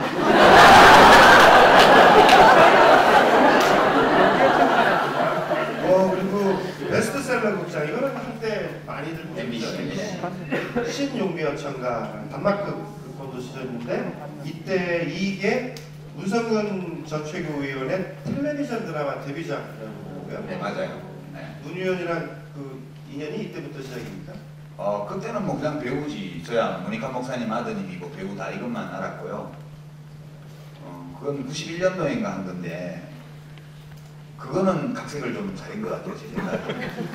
제대로 각색을 했어요. 현기련 선생님 원작인데 그게 신군부의 언론 통제를 이렇게 묘사한 건데요. 그 정한용 씨가 주연을 했고요. 노주현 씨도 비중 있는 인물로 나왔고요. 문성근 씨가 이제 열혈 기자로서 사국 사태를 보도해야 된다고 반방 뜨다가 탄광이요. 예, 탄광에서 그때 4월달에 80년 4월달에 있었던 거. 그래서 신군부가 기자를 어떻게 장악하는지 그렇게 해서 인간 전도한 그 다큐멘터리가 만들어지는 과정. 여러분들은 젊은 분들은 모르실 거라. 전두환 씨가 죽고 나서 각 언론사에서 인간 전두환, 뭐 한강에서 부가까지 뭐 이런 그 용비어천가 드라마를 다 만들었어요 방송국에서. 그래서 그게 만들어지는 과정을 이렇게 한 건데요. 거기 이제 운동권도 나오고 도망다니는 거 수배자도 나오고 뭐 주한명보고 나오고 미국 나오고 광주 위원회가 나오고 이렇기 때문에 그게 이제 방송 작가들 중에는 할 사람이 없다고. 제가 그전에 광주민중항쟁 10주년 맞아서 그 광주민중항쟁이라는 책도 내고 그랬잖아요. 다른 분들하고 공저로. 그래서 저한테 이제 행보고 제가 그때 꽤 각색을 정성껏 했는데 촬영도 다 그대로 했는데 편집 과정에서 엄청 잘렸어요. 당연히. 네, 저는 그걸 쓰면서 광주에서 일어난 모든 비극의 배후에 미국이 있다. 이 메시지를 원래 원작에 없는 메시지인데 이거를 하여튼 넣으려고 무지하게 노력을 했죠. 그래서 이제 위에서 전화가 와서 이제 신문사 편집국장이 방송사 국장이 이렇게 회의 장소를 받아줬잖아요. 그 회의 장소가 American Express Hotel. 네? 호텔 이름. 그럼 이름은 스타 스트라이크로. 그러니까 다 미국이야. 다 미국이에요. 그렇게 해서 이렇게 얼굴도 안 나오고 전화 받는 손만 나오고 이렇게 메모지 철에 이렇게 탁 메모하는 거. 그러면 이제 그런 것들이 결국 미국과의 관련성을 계속 암시하는 거잖아요. 그런 것들을 도처에 집어넣어놨거든요, 제가. 아 근데 나중에 귀신같이 다 잘라가지고. 요즘에 장치였는데. 네, 출국 장면도 끝나는 장면도 전두환 대역이 이제 누가 있더라.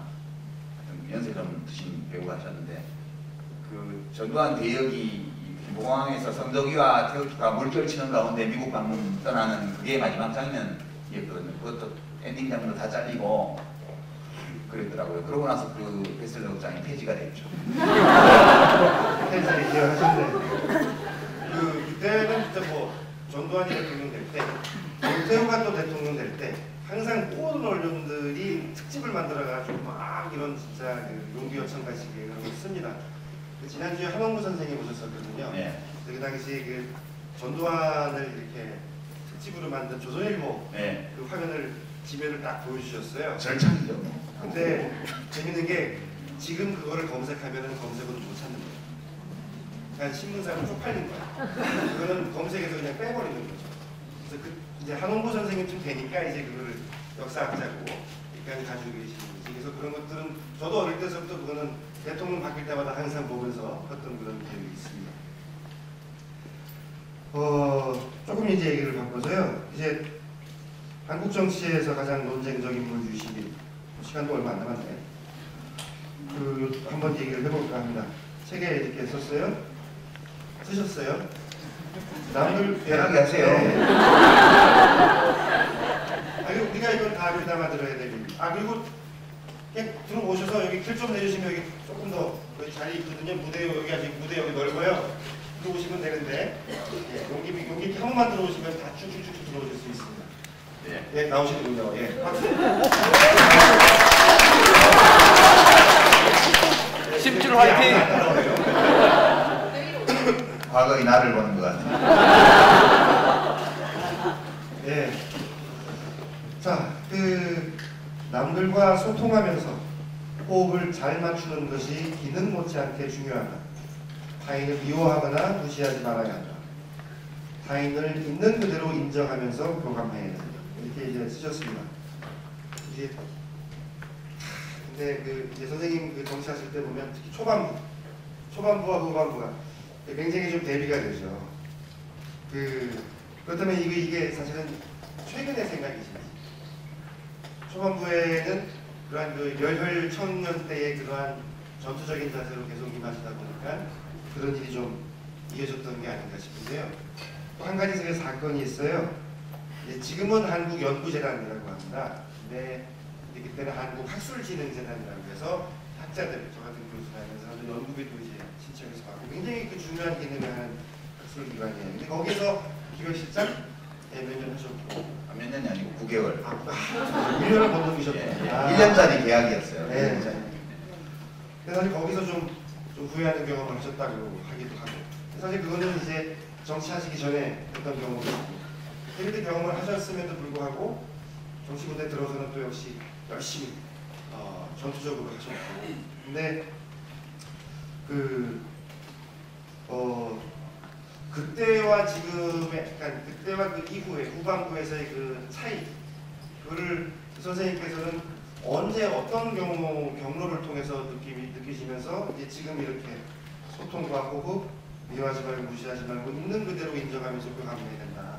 이 책에 쓰기까지 하셨는지 어떤 그 변화의 어떤 과정이 있었을 거라고 생각을 아니 하는 뭐 정치하는 동안은 별로 안 되는 것 같고요. 이제 다 10년을 전체적으로 돌아볼 때 그런 게 있었다 그렇게 느끼는 거죠. 왜냐하면 제가 누구를 되게 미워하면 그 사람도 그걸 저절로 알아요. 그렇잖아요. 누가 나 미워하면 알잖아요.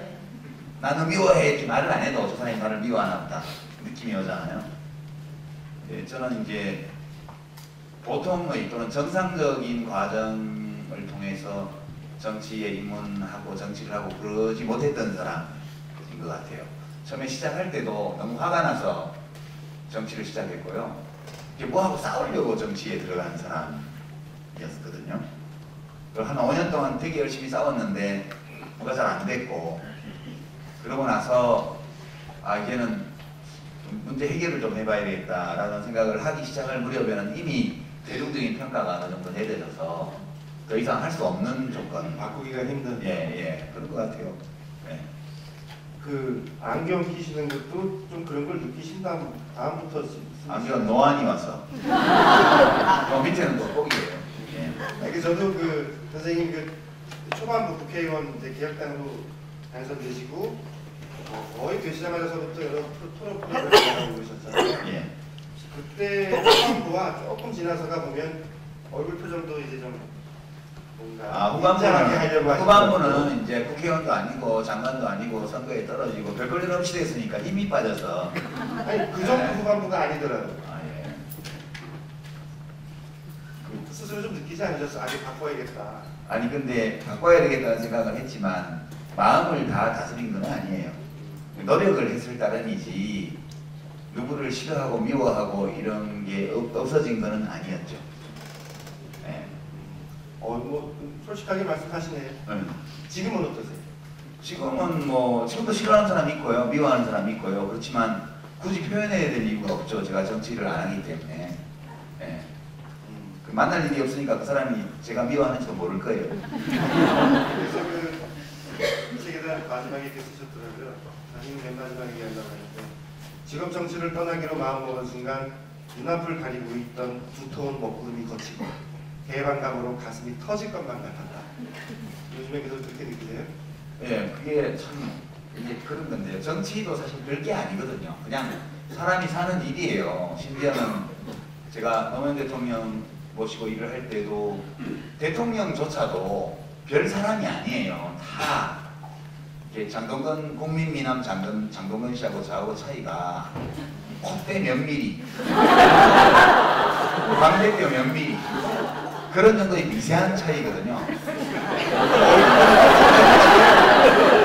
몇 미리 차이 같지 않아요?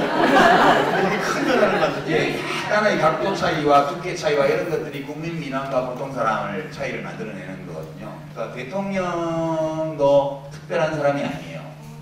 저는 뭐 노무현 대통령도 특별한 분은 아니었다.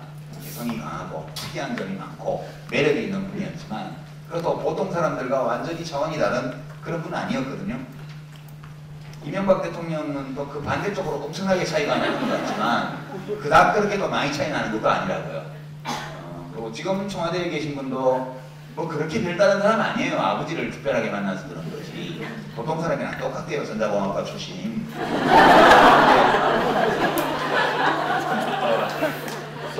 정치를 하다 보면 마음을 다스리기가 정말 어려워요. 그러니까 마음을 못 다스리면 표를 내지 말아야 돼요. 표를.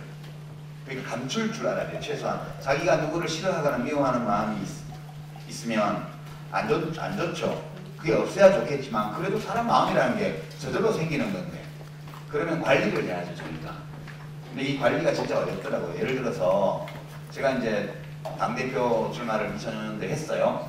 그랬더니 이제 막 유아무개를 따르는 의원은 5명도 안 된다부터 시작해서 옳은 말도 싸가지 없이 한다, 뭐 온갖 비판을 다 받았잖아요. 트러블 메이커다, 뭐. 그리고 이제 눈에 안 보이는 곳에서는 유아무개가 당의장 아니라 3등만 해도 당이 망한다, 이렇게 하고 다녔어요. 그리고 심지어는 빨갱이다 얘기까지 다 했고요. 그래서 저도 다 알고 있거든요. 근데 의원실마다 찾아다니면서 몇몇 의원들이 역할을 나눠서 유아무개가 3등만 해도 당이 쪼개질 거다, 당이 망할 거다, 이렇게 하면서 의원들에게 절대 지지하면 안 된다는 활동을 하는 일군의 의원들이 있었어요. 제가 알고 있었거든요. 근데 그 중에 한 분이 그걸 열심히 하던 분이 전당대회장 하는 날 아침에 제가 일찍 도착을 했는데 그 앞에서 딱 마주친 거예요. 알고 있는 네. 아니 그 사람은 내가 그걸 알고 있다는 걸 아는지 모르는지 나는 모르죠. 근데 굉장히 다정한 포스로 다가와서 덕담을 해주는 거예요. 잘 될 거예요. 뭐 잘 되겠죠 이러면서 나를 껴안는 거예요. 그게 정신이라. 근데 저는요 그 순간에 소름이 쫙 끼친 거예요. 온몸에 소름이 쫙 끼치면서 저도 모르게 그를 탁 쳤어요. 저도 모르게 껴안는데 이렇게 자꾸 보잖아요.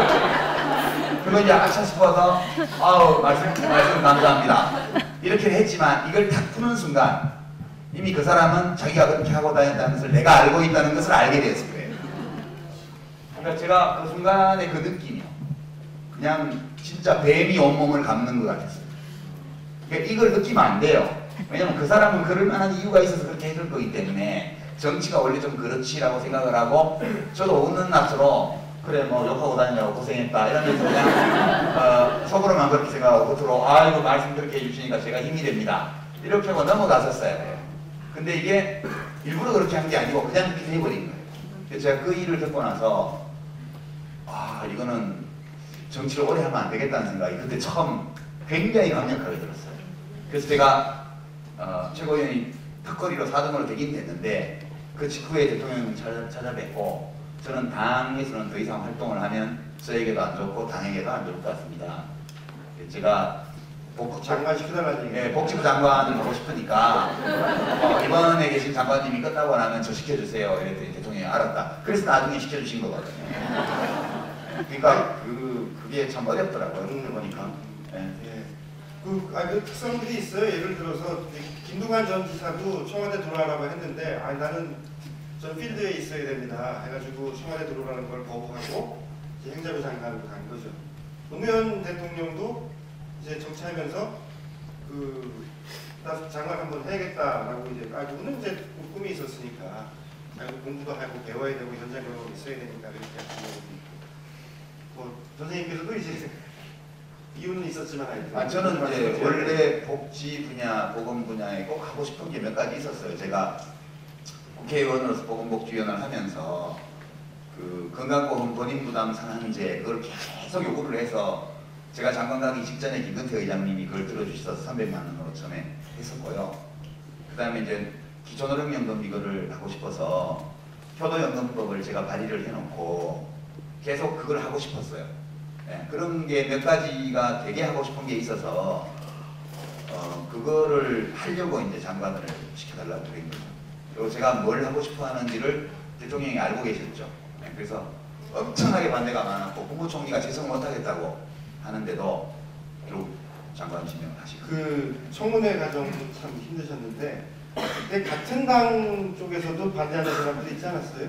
반대하는 사람뿐만 아니라 이제 청문회에 나와서 우리 복지부 장관 후보자께서는 평소 분열의 화신으로 복선과 아주머니 대명사로 알려져 계신데 물론 자기가 그렇게 생각한다는 건 아니고 되게 기분 나쁘죠. 속으로 저것이 내가 지 공천 받을 때 내가 대당위원장 하면서 얼마나 애를 쓰던데 저것이 그냥 한 대 차버리라 속으로 예. 그러면서 웃으면서 예 하는 게 그게 정치입니다. 그 수준이 돼야죠. 그래도 강연으로 모시면은 이런 얘기 못 듣잖아요. 그죠? 제가 이렇게 그래도 하는 이유가 이런 게 아닌가 싶습니다. 정치인 생활 하나 하시면서요. 그때 그것 때였나 장관 때였나요? 아메리카노 커피 마신다고. 그거는 힘 다 빠지고 별 볼 일 없이 돼서 백수나 다름없는 당대표 시절에 통합진보당 당대표 시절에 가장 뭐 그런 사건도 있지만 정치하시면서 가장 좀 본인을 몰라주고 또 이제 가장 억울했던 사건이 있다면 어떤 거겠어요? 아니 뭐 그런 거 없어요. 잘해주지 않습니다. 다만 요새 이제 뭐 민주당에서 제가 있던 당은 아니지만 저하고 같이 당하던 분들이 대부분이니까 새로 대표되신 분이 전당원 투표제 이런 걸 꼭 실행하겠다 이런 말씀 하시는 걸 보면서 착잡합니다. 예전에 그거 하자고 제가 피 터지게 싸울 때 모두 합심해 저를 밟았던 분들이 무슨 장애물이 있어서 그걸 못하는지 지금 와서 그걸 하시겠다고 그러니까 만감이 여전하네요. 그러니까 그게 권력을 잡지 못해도 의미가 있는 거 아니겠습니까? 세계도 진짜 뭐 야당한다고 해서 의미 없는 거 아니고요. 계속 하다 보니까 지금 이제 박근혜도 새누리당도 경제민주화라고 막 얘기를 하고. 아니 근데 문제는 말만 하지 않으니까 그렇지. 양쪽 다. 예. 그 정치 문제 관련해서 한 가지 좀 궁금한 거. 이거로 마무리하면 될 것 같은데 정치적으로요. 그 아까 이제 뭐 그 각본 쓰고 막 이럴 때까지도 예. 이후 때까지도 정치인 노무현과는 별다른 인연이 없었죠. 처음 뵌 거는요. 2006년도에 정법회라는 게 있었어요. 그게 바를정사의 정법회인데 그게 오늘날의 미연의 전신이에요. 이 이동명 변호사님, 홍성호 변호사님 이런 분들이 이제 좌장이시고 그 노무현 변호사는 꽤 젊은 축에 속하는 그러니까 이제 인권변론 입문한 지 5년 정도밖에 안 되는 거의 지금 2006년이라고 했어요. 자 1986년 1986년 죄송합니다. 1986년도에 제가 징역을 살고 나오니까 막 그 NL 주사파 등장하고 아주 난리가 났어요. 근데 변호사님들이 변론을 못 하겠는 거예요. 왜냐하면 이 학생들의 이론이나 뭐 심정을 알아야 변론을 하겠는데 그러니까 이제 변론하는데 사실은 주사파가 아니고 이러는데 막 나 맞아요 막 이렇게 나온단 말이에요.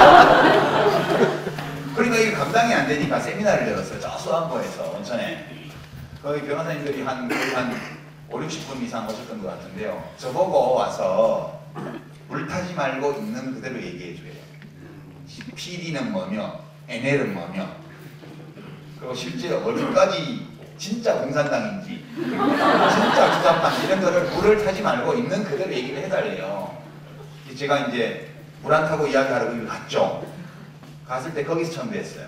근데 별 말씀도 없으시고 조용히 겸손하면서 시골 변호사잖아요. 부산에. 서울서는 서울 빼면 다 시골이야. 부산도 시골, 대구도 시골 다 시골이에요. 근데 시골 변호사고 젊고 아직 입문하신 지 몇 년 안 되기 때문에 이제 배운다는 심정으로 거기 오셔서 여러 서울의 유명한 인권 변호사들과 교류하시면서 그러실 때였어요. 근데 그때도 제가 저분은 처음 보는 분인데 제가 인권 변호사들 많이 알 때니까 그렇게만 봤었죠. 그때 처음 뵀었어요, 제가. 그렇게 돈독한 관계나 이런 거는 그거는 이제 88년도에 이해찬 의원이 국회 가면서 저 수배 풀어준다고 보좌관 하면 수배도 풀어주고 월급도 준다고 꼬셔가지고 예, 제가 그래서 보좌관을 했거든요. 그때 노동위원회에 같이 있었기 때문에 맨날 봤죠. 예, 그때 제가 진짜 10년 후에 대통령 감이다 그랬죠 우리가. 그때 그런 생각 하셨어요? 그때 우리가 이제 노무현 의원실, 이상수 의원실 또 이해찬 의원실 실무자들이 모이면 10년 후에 노무현은 대통령감이고 이해찬은 국무총리감이다. 노무현은 대통령을 할 줄 아는 사람이고 이해찬 의원은 국무총리 하면 엄청 잘할 거다. 엄청 뛰어난 능력을 가진 사람이다. 이렇게 얘기를 했었어요. 이상수 의원이 장관 한다 이런 얘기는 안 했고요. 그때 노동위원회 이인재 의원이 계셨거든요. 근데 이인재 의원은 정말 A+ 법률가예요. 네, 정말 뛰어난 사람이고요. 저는 그렇게 탁월한 법률가를 들어본 적이 없었어요. 그런데 신보가 나빠요. 그때보다. 그러니까 그 노무현 의원이 그 억울하게 노동조합 신고 필증을 못 받아가지고 회사에서 쫓겨난 노동자들의 억울한 처지를 대변해서 노정국장을 불러내서 노동정책국장을 불러내서 법전을 갖다 놓고 법리 논쟁을 막 하고 있는데 그 국장이 말도 안 되는 헛소리를 들어놓고 그게 분해서 내가 법률가인데 내가 국회의원인데 국장이 이렇게 말할 수 있냐고 막 이 마이크 들고 막 들들 떨고 있을 때 그 안에서 바둑 두고 있었어요. 그 아마 5단인가 그렇거든요. 내기 바둑이요. 한 집에 10,000원짜리. 그러니까 제가 그걸 이렇게 보면서 이 상황에서 그 소리가 다 들리는데 계속 바둑을 두고 있는 이인재 씨를 보면서 저 사람은 머리가 정말 비상한 사람인데 정의감이라고 하는 만큼도 없다. 이제 그렇게 생각을 했고 그 사람이 민주당의 대세론 대통령 후보가 되어 있을 때 노무현 대통령도 그것 때문에 용납을 못했고요. 저도 용납을 할 수가 없었어요. 저 사람이 민주당의 대통령 후보가 된다는 것은 민주당의 사망이다 이거는. 그냥 그렇게 저는 생각을 했고 시보 나쁜 사람이 대통령 되면 어떤 일이 벌어지느냐. 우리가 지난 5년 동안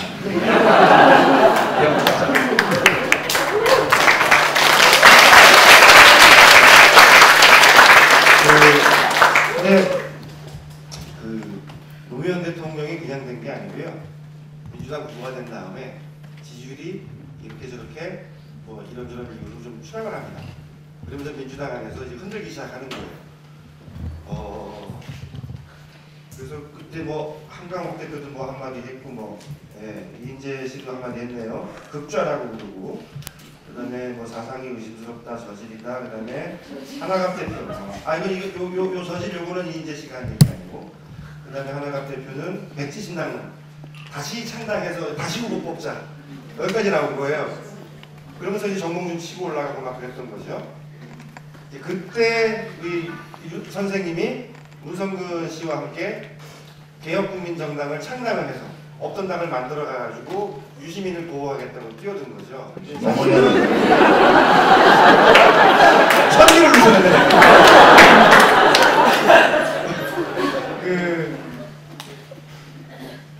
그래서 그때 했던 얘기, 뛰어들면서 했던 얘기, 지금 나는 화염병을 들고 바리케이트에 뛰어드는 심정이다. 이렇게 하고 뛰어든 거예요.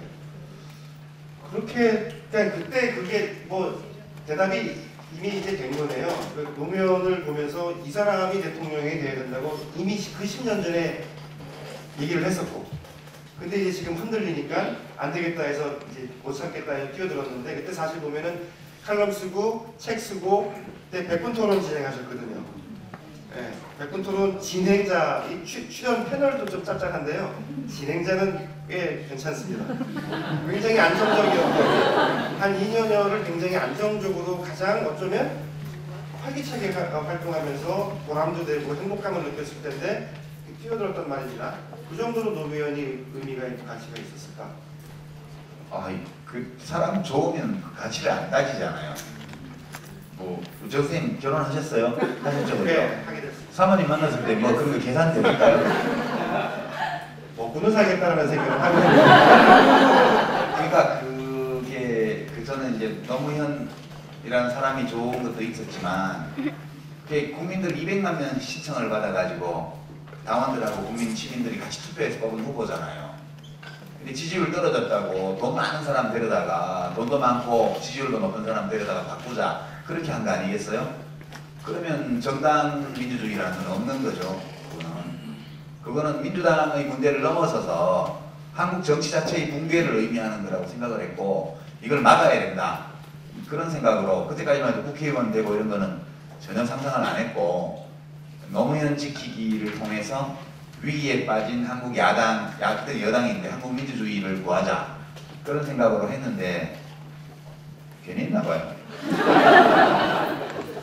그래도 뭐 하신 것도 많고 그래서 결국 지금은 아까 이제 새 대표께서 뭐 전당함 투표라든가 하나들이잖아요. 우여곡절은 다 있었지만 이제 저랑 나누는 이야기는 여기서 일단 마무리를 하고요. 여기 이제 여러분들 질문들을 좀 주셨어요. 질문들을 주셨는데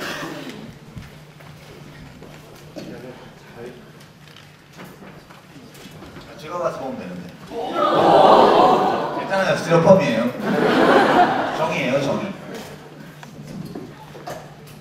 이게 항상 좀 이상해. 한번 보시고요. 네. 그리고 저는 잠깐 제가 할 일을 좀 하겠습니다. 내 그림은 이런 거 안 그려놓거든요. 아까 이제 여러분들 들어오시면서 뭐 초대 손님 추천이라든가 회원 가입이나 이렇게 써 있는 쪽지를 받으셨을 거예요. 이건 이제 제가 진행을 하긴 합니다만 어디 갔어요? 주체가 부산 참여자치 시민연대예요. 2011년 10월서부터 저희가 하고 있고요. 그래서 부산 참여자치 시민연대에 취지에 동참하시는 분들, 취지 별거 있습니까?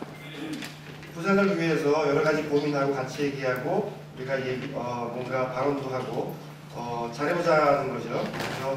그래서 여러분들이 회원 가입을 해주시면 부산 참여자치 시민연대가 좀 더 열심히 일을 할 수 있지 않을까 싶고요. 그렇게 하고 저희는 아까 제가 이제 근근히 생활한다고 말씀드렸는데 후불제로 여러분들의 어떤 그 도움으로 저희가 매달 이렇게 진행을 하고 있습니다. 제가 작가도 없이 제가 혼자 이렇게 막 이제 그 준비를 해서 이렇게 진행을 하고 저 도와주시는 여러 스태프들도 있고요. 그 다행히 사실은 자원봉사를 해서 하고 있는데요. 저희가 이 공간 빌리는 거나 모시는 게스트분들 강연료나 차비 정도 이렇게 챙겨드리는 것 정도를 여러분들의 도움으로 저희가 하고 있으니까요. 여러분들이 저에게 힘을 주시면 주시는 만큼 저희가 또 선생님보다 더 훌륭한 사람을 모실 수 있습니다. 더 이상은 힘들 것 같아요.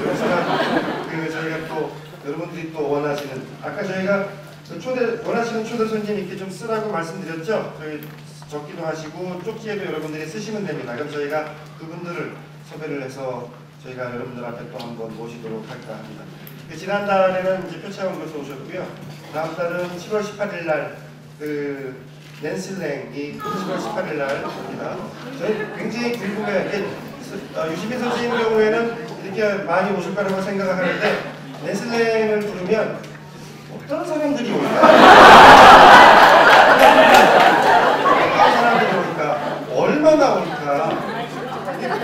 장소를 어디로 해야 될까? 지금 아직 장소를 못 정했는데 장소도 굉장히 이렇게 고민스럽고 어떻게 준비를 해? 저도 사실은 그런 사람을 부르면 또 새로 공부해야 되거든요. 제가 지금 졸지에 예술 공부하게 생겼어요. 내실에 오시면요. 네. 강연 토크 주제를 이걸로 하면 좋을 것 같은데. 저질 스토커에 대치 않은 현명한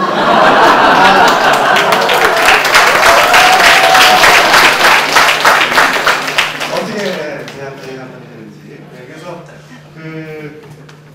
그런 식으로 저희가 하고 있어요. 다 여러분들 도움이고요. 여태까지도 그렇게 해왔고 그래서 여러분들 아낌없이 여러분 형편에 맞게 이렇게 아낌없이 해주시면 저희가 힘을 내서 하도록 하겠습니다. 자, 질문 좀 보셨어요? 예, 맞습니다. 근데 여기 팟캐스트에 시네타운 19이라는 게 있는데 저는 모르는데 부산이요? 저도 모르는 게 예, 시네타운 19에서 제가 장관할 때 복지 정책을 극찬했다고 해놓으시고 스스로 몇 점 정도 되냐 이렇게 물어보셨는데요. 네. 저는 한 70점 정도는 줄 수 있을 것 같아요. 제가 했을 때 그런 참여정부의 전체적으로 볼 때 복지 정책은 한 70점. 좀 더 용기를 가지고 했더라면 한 8, 90점까지도 받을 수 있을 텐데 좀 용기가 부족해서 그랬다고 보고요. 좀 짧았잖아요. 예. 그다음에 짧은 건 얘기 안 하시고. 예. 뭐 통합진보당, 민주당 뭐 등등을 진보당 등을 다 겪어본 후에 감회가 어떠냐 그런 것도 물어보셨는데요. 감회가 삭막합니다. 여기 부산 경제가 세상 최악 실체인데 부산 발전을 위해서 어떻게 변화해야 한다고 생각하느냐 여기에 대해서는 한 말씀 드릴 게 있는 것 같아요. 요즘 창조 경제론 때문에 좀 시끄럽죠, 그죠? 그래갖고 뭐 창조 경제 한다고 뭐 몇십조, 몇백 조인지 투자한다고 지금 140조 원인가 5년간 한다고 이제 발표도 나오고 그랬는데요. 창조 경제 이게 창조 경제를 뭘 가지고 그렇게 생각하시는지 모르겠는데 창조 경제론이라는 건 불확실하지만 창조 도시론이라는 건 있어요. 창조 도시. 창조적 계급론, 창조적 계급에 대한 이론이 있습니다. 그러니까 이거는 미국의 리처드 슬로리다라는 교수가 있는데요. 여러분 혹시 도산에 검색하셔서 창조적 계급, 창조적 도시 이렇게 한번 검색해 보십시오. 포털에. 그러면 그 소개가 나올 거예요. 부산이 발전하려면 다양성을 품어야 된다. 저는 그렇게 생각합니다. 그러니까 저는 대한민국이 발전하는 일도 내부에서 다양성을 확보하는 데 있다고 생각해요. 세계 속에서의 경쟁을 위해서는. 특히 대한민국 안에서 부산이 나아갈 길도 다양성이라고 보는데요. 왜 그런 생각을 하냐면 리처드 플로리다라는 이 교수가 하이테크놀로지 집적도 연구를 원래 하던 사람이었는데 미국에서 하이텍 집적도가 제일 높은 도시들을 조사를 해서 일람표를 만들었어요. 하이텍 지수라는 거는 거기 사는 주민들 중에서 주민들이 보유하고 있는 특허가 몇 개가 되냐 뭐 등등부터 해가지고 그래서 하이텍 선화지 지수 조사를 했는데 그 순서를 쭉 뽑아가고 있었어요. 이 사람 원래 관심은 왜 어떤 지역은 번영하고 어떤 지역은 침체하는가 그걸 알고 싶어서 이게 이제 경제지리학 연구라고 하는 건데요. 왜 어떤 지역은 경제적으로 번성하고 어떤 지역은 몰락하는가. 그래서 하이텍 지수를 쭉 집적해 보니까 하이텍 지수가 높은 도시들이 다 번영하는 거예요. 여기까지는 평범하죠, 그죠? 하이텍 지수가 높으면 당연히 번영하는 거죠. 근데 동료 교수가 와서 그걸 이렇게 보고 나서 참 이상해, 신기하네 그래요. 왜? 저 옆에 사회학과 교수가 뭐 도시 연구를 하는데 거기다 무슨 순서 리스트를 뽑아놨는데 이거 그거 비슷해 그러는 거예요. 그래서 그거 뭐 연구야? 그래서 가봤더니 그 게이 지수. 그러니까 그 도시의 주민들 중에 동성애자의 구성비를 각 도시별로 조사를 해서 그 순서를 뽑아놓은 거예요. 싱크로율이 80~90%가 일치도가. 그래서 이제 의문을 가지게 됐어요. 왜 하이텍 지수가 높은 도시가 게이 지수가 높을까? 첫 번째 드는 생각이 게이 동성애자 중에 똑똑한 사람이 많나? 그 조사해보니까 아니란 말이에요. 그래서 무엇이 어떤 제3의 요인 때문에 그 지역의 하이텍 지수와 게이 지수가 다 같이 높아졌을 것으로 추정이 될 거예요. 그럼 무엇이 이 사람들을 일로 끌어당겼냐 봤더니 그게 다양성이었습니다. 그러니까 이 동성애자들은 최종적으로까지 차별받는 집단이에요. 문화적으로.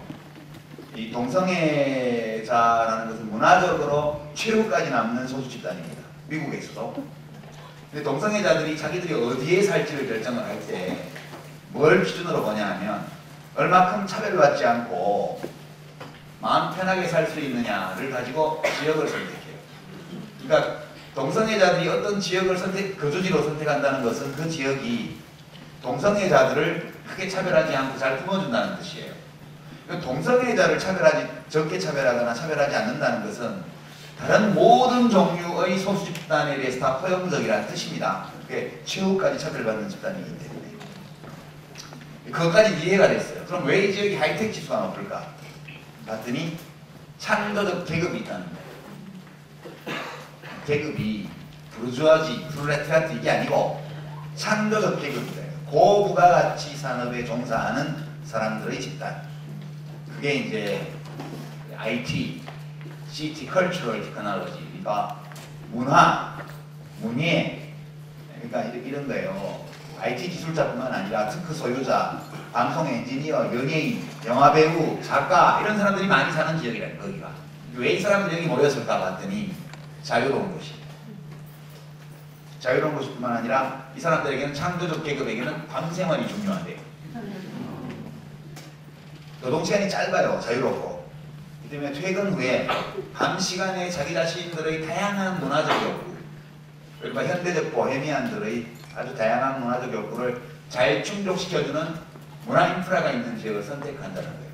그런 문화 인프라는 어떤 지역에 잘 되어 있냐? 온갖 다양한 요소들이 다 록밴드가 공연하는 공연 술집이 있는가 하면 재즈 바도 있고요. R&B 술집도 있고 다 있는 거예요. 음악만 하더라도. 그러니까 창조적 계급이 모이는 곳에 기업이 설립되고, 그러니까 기업이 있는 곳에 사람이 가는 게 아니고 그 사람들은 자유로운 사람들이기 때문에 그 사람들이 어떤 이유 때문에 어느 지역에 몰리면 그 지역에 그 사람들이 부가가치를 낼 수 있는 기업이 생기고 그리고 사람이 모인다는 거예요. 그래서 자본을 따라 사람을 가는 것이 아니고 사람이 가는 것이 아니고 사람 따라 자본이 올 수 있게 만드는 힘을 가진 계급이 창조적 계급. 그래서 어느 지역이 번성하려면 창조적 계급이 스스로 걸어 들어오도록 그 지역의 인프라를 건설해야 된다. 그게 다양성이에요. 코드가. 지금 부산에서 제일 번성하는 지역이 해운대죠. 부산 안에서도 왜 사람들이 해운대를 갈까요? 여러분은 잘 모르시죠? 서울 사람들이 해운대를 좋아하는 이유를 물어보면 무지하게 자유롭대요. 느낌이. 그래서 해운대를 좋아해요, 사람들이. 특히 밤 생활이 좋잖아요. 낮에는 해변도 있고. 그러니까 이 부산 전체가 부산은 경상도의 다른 지역 혹은 호남의 다른 지역에 비해서 매우 포용적인 도시예요. 그래서 그나마 대구하고 비교하면 좀 낫거든요. 저는 부산이 이런 면을 더욱 발전시킨다면 이 도시가 대한민국 제2의 도시고 경부선의 출발지고 제1의 항만이 있고 밖으로 대양으로 열려있는 도시잖아요. 그래서 이 부산이 한 지역으로서의 경제적 번영을 누리는 경쟁력 있는 도시가 되는 일은 내부에서 온갖 종류의 다양성을 품어주는 일이다. 이게 창조적 도시론이거든요. 창조적 도시에 관한 이론.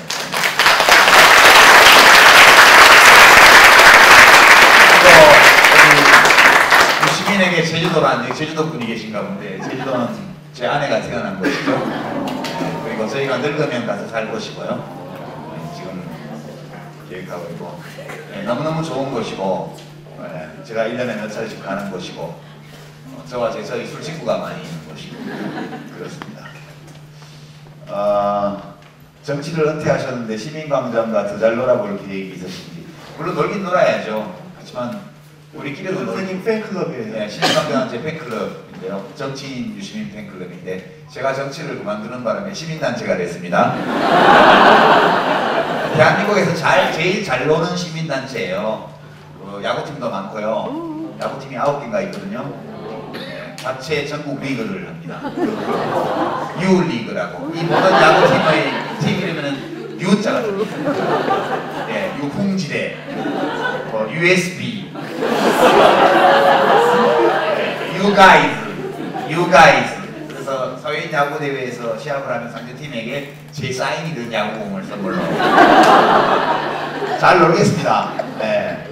금년에는 책 쓰는 것 때문에 시간이 좀 부족한데요. 금년에는 조금만 놀고 내년에는 책을 안 쓸 계획이라서 내년에 많이 놀겠습니다. 그 다음에 좌절이나 시련이 있을 때 어떤 방법으로 극복해 나가시나요? 졌다 그렇게 하고 툭툭 털고 새로 시작하는 거죠. 그런 게 제 방법이고요. 요즘 가장 관심을 가지고 있는 분야나 뉴스는 노래 오디션 보이스코리아 시즌2가 지난주에 끝나서 매우 아쉽게 생각합니다. 제가 이번에 이혜준을 밀었는데 1등을 했잖아요. 콘서트로. 제가 발라드를 좋아한다고 그랬잖아요. 부르지는 못해서 그렇죠. 그렇고 관료 출신들이 정권이 보수든 진보든 구별하지 않고 국가를 위해 노선 변경하는 것도 철새행위라 할 수 있나요? 그건 아니죠. 관료들은 위에서 시키는 대로 하는 게 자기의 직무예요.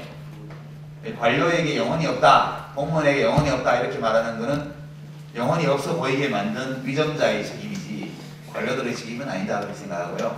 제가 뭐 좁은 경험이지만 복지부에서 1년 반 동안 공부를 할 때 저는 그분들의 영혼을 다 봤거든요. 저와 잘 어울리는 분도 계시고 그렇지 않은 분도 계시지만 모두가 각자의 영혼을 지니고 있다는 사실을 알고 있었고요. 공무원들이 자기의 영혼을 보여줄 때는 되게 어떤 때냐 하면 정부를 이끌어가는 사람에 대해서 신뢰를 가질 때 그때 마음을 열어준다 이렇게 생각합니다. 공무원들이 자기의 영혼을 감추고 일하도록 만드는 정권은 절대 성공 못해요. 왜냐하면 장관은 직접 일을 하는 게 아니고 기본적으로 공무원을 통해서 일을 하기 때문에 그분들이 스스로 자기의 자유로운 영혼에 따라서 열심히 일할 수 있도록 자부심을 가지고 일할 수 있도록 만들어주는 것이 권력자의 책무다 이렇게 생각하고 그렇게 막 왔다 갔다 하는 거에 대해서 너무 나무라지 마십시오. 그런데 지금까지는 사실 뭐 지금 공무원제를 이야기하지만 여권제나 다름없다고 생각합니다. 여권제는 이제 위에가 그렇죠. 위에 장관들, 장차관들이나 공공기관장들은 여권제거든요. 대통령한테 줄 서가지고 자리 따는 근데 거예요. 밑에 경영 공무원들도 다 따라가요. 저는 이제 우리나라 공무원들이 아무 따라갈 수밖에 없잖아요. 굉장히 우수하다고 생각해요. 다만 우수함에도 불구하고 때로는 그 우수함을 잘 발휘할 수 없게 만드는 환경이 만들어질 때가 많이 있다는 것이 진짜 문제가 아닌가 그렇게 생각합니다. 그 다음에 아, 예, 대학생입니다. 유시민님의 대학생활 운동권 에피소드가 궁금해요. 제가 이제 나쁜 짓 한 거 하나를 고백을 하면요. 많이 했죠. 1978년도 제가 대학 1학년 때 10월 대학 축제 마지막 날 대운동장에서 쌍쌍 파티 할 때 거기 최루탄이 터졌거든요. 제가 터뜨렸습니다. 제가 한 건 아니고 선배들이 이제 2학년 선배가 그걸 한다고 파트너를 여학생 파트너를 구해서 보디가드를 하러 오대요. 근데 저는 보디가드가 왜 그래요? 이제 그 최루탄을 터뜨릴 자리까지 접근할 때 눈에 띄지 않게 주변에 바람 잡으면서 이렇게 해주고 터뜨리려고. 예, 그리고 최루탄 던진 다음에는 그거를 경찰이 한 것처럼 입소문을 퍼뜨리는 이런 바람잡이 역할을 하고. 근데 제가 이제 짝이 없어서 저는 그냥 혼자 따라갔는데 그때 사회를 본 사람이 이수만 씨고요. SM 엔터테인먼트. 그래 왕영은 씨, 뽀뽀뽀로 떴던 왕영은 씨하고 둘이 더블 MC로 사회를 봤고 그 10월 축제 마지막 날 대운동장에서 정말 수천 명이 모인 가운데 불꽃놀이도 하고 난리가 났었어요. 그래서 이 엄혹한 독재의 시국에 서울대학교 학생들이 쌍쌍 파티가 웬 말이냐, 용납할 수 없다 해가지고 우리들의 전쟁박물관에 보관하고 있던 최루탄을 하나 가지고 왔죠. 그런 걸 훔쳐간 나온 거 아니에요? 전쟁박물관은 교내 시기가 있을 때 습득하거나 혹은 탈취한 경찰 장비를 보관하는 비밀 장소를 우리들의 전쟁박물관에서 CS1 사과탄 빨간 거 하나를 가지고 왔어요. 그래서 우리 팀 자취방에 폐지 수집장 구석에 있는 아주 낡은 집이었는데 거기서 엄숙한 의식을 치렀죠. 모두가 한 번씩 엄숙한 마음으로 얼굴로 표정으로 만진 다음에 그 다음에 그 지문을 다 없애기 위해서 수건으로 사과탄을 깨끗이 닦고요. 그 사과탄을 던지기로 한 19학번, 17학번 선배는 하얀 면사장갑을 파트너와 함께 이쁘게 끼고 옷을 잘 차려입고 그러고 가서 터뜨렸습니다. 그 불꽃 점화될 때 어떻게 했습니까? 터졌으니까 갑자기 무대 앞쪽에서 바로 터졌거든요. 사람들이 쫙 터지면서 그 안에 공간이 생겼어요. 그러니까 갑자기 놀랬잖아요, 위에서. 그때가 어느 순간이었냐 하면 퀴즈를 할 때였어요. 퀴즈 문제 제가 기억나는데 이수만 씨가 퀴즈를 냈는데 왕영은 씨하고 여자는 바르고 남자는 먹는 거?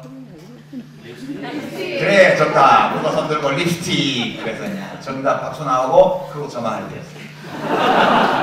그때 무대 바로 앞에 한 5m 전에 저랬더니 빵 터진 거죠. 우리들은 이렇게 있다. 아니 이런 짭새들이 축제를 방해하죠. 철탄을 터뜨린단 말이야. 그리고 학생들이 이제 막 경찰을 욕하는 가운데 형사들이 와가지고 최루탄 파편을 수거해 갔습니다. 아무리 분석해도 지문이 안 나오고. 그날 사회보다 당황한 이수만 씨와 왕영은 씨에게 지금 늦었지만 그리고 그때 경찰 욕을 먹기 위해서 억울하게 욕먹은 경찰관 여러분 죄송합니다. 평소에 여러분들이 저지른 죄가 있기 때문에 죄과를 받으신 거니까 너무 원망하지는 마시고요.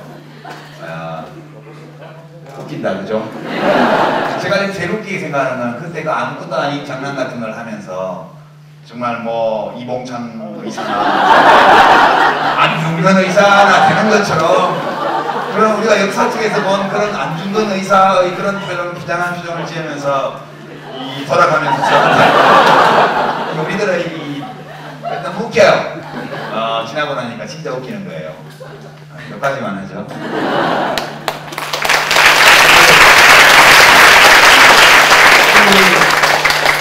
시간은 저희가 그 여유 있게 끝내야 될 것 같고요. 그냥 앞으로 나오시죠.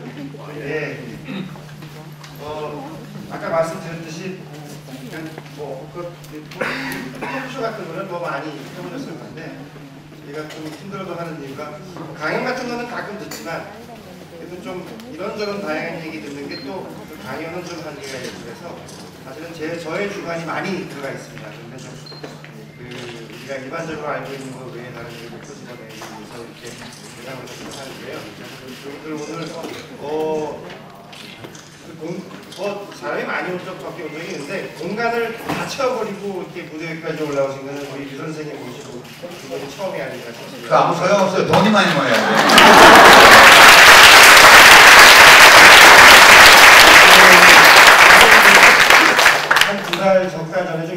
없어요. 그래서 뭐 해야 되나 이게 없어서. 근데 저 출연료 주세요. 아예 제가 또 도네이션 하겠습니다.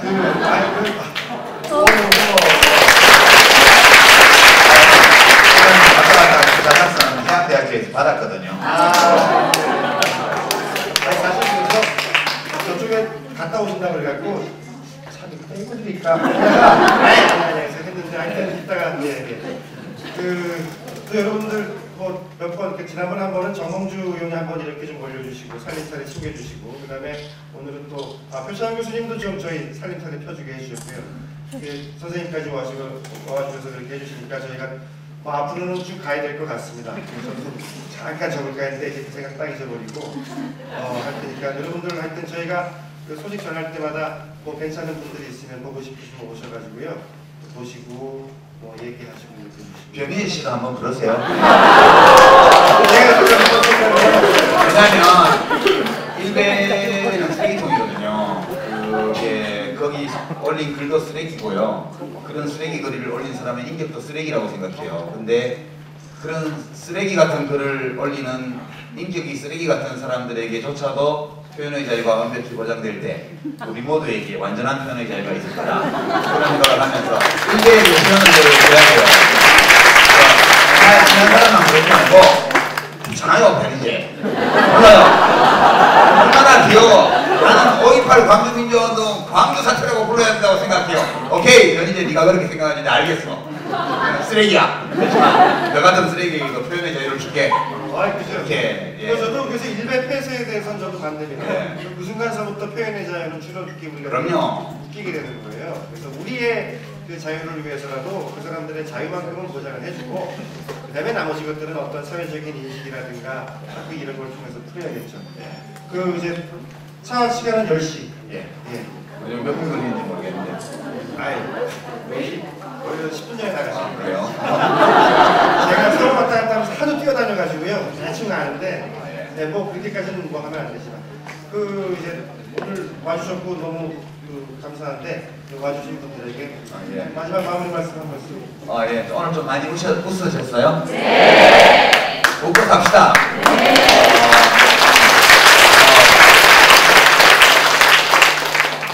대통령이 마음에 안 들어도요. 우리는 웃고 살아야 돼요. 왜냐하면 대통령이 마음에 안 든다고 지푸리 되어본들 뭐 좋은 게 있겠어요? 네, 우리가 환경이 나빠도 즐겁게 살아야죠. 그런 거고 아까 여기 질문에 앞으로 우리 정치의 미래는 어떻게 될까요? 그런데 4년 반 후에는 정권 교체가 되거든요. 예, 뭐 어느 분이 대통령 되신다 그것까지는 제가 못 맞히겠는데 정권 교체는 5년 후에 돼요. 우리나라도 10년 주기로 교체되는 그런 리듬으로 들어간 것 같고요. 원래 열흘 동안 계속 좋은 음식 먹으면 이상한 거 먹고 싶어져요. 그리고 이상한 거 먹으면서도 이상한 줄 모르다가 한 열흘 먹으면 진짜 제대로 된 거 먹고 싶어지거든요. 이게 사람 심리입니다. 그래서 짜장면만 10년 먹다가 왠지 좀 매운 게 먹고 싶어서 짬뽕을 10년 먹는 거예요, 지금. 10년 먹으라면 우동을 먹든가 짜장면을 먹든가 다시 딴 거 먹게 돼 있습니다.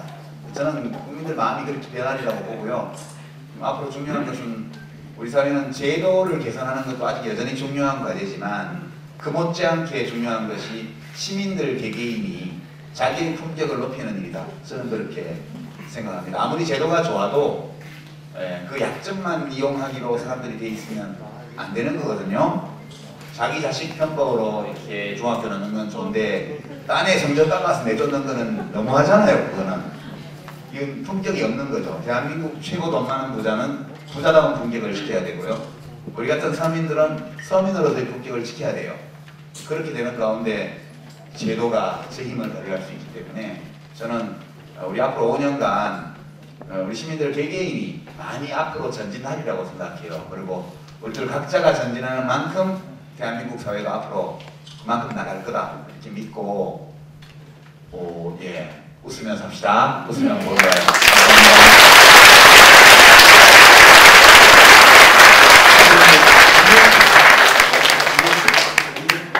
좌절 마지막인데 좌절 그냥 붙여봤어요. 근데 유시민 선생님한테는 좌절이 너무 어울리는 것 같고 멋있어요.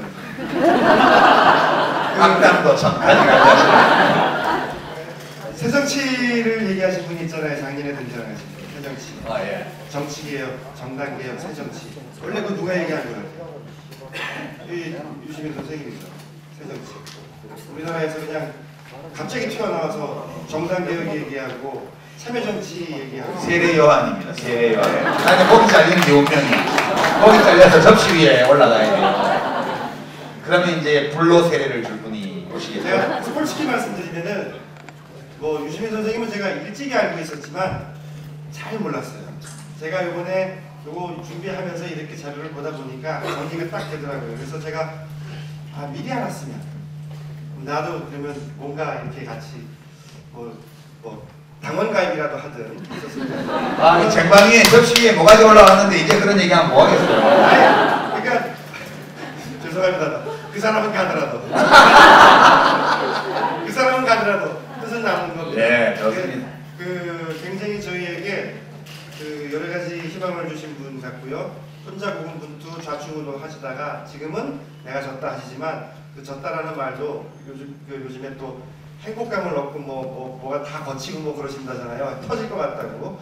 그 즐기고 만끽하시기 바라고요. 또 조금 멀리 계시더라도 안 보이더라도 우리가 응원하고요. 또 언젠가 또 우리들이랑 다시 또 소통할 그런 기회를 고대를 하도록 하겠습니다. 오늘 멀리서 힘드실 때도 와주신 유시민 선생님 마지막으로 박수.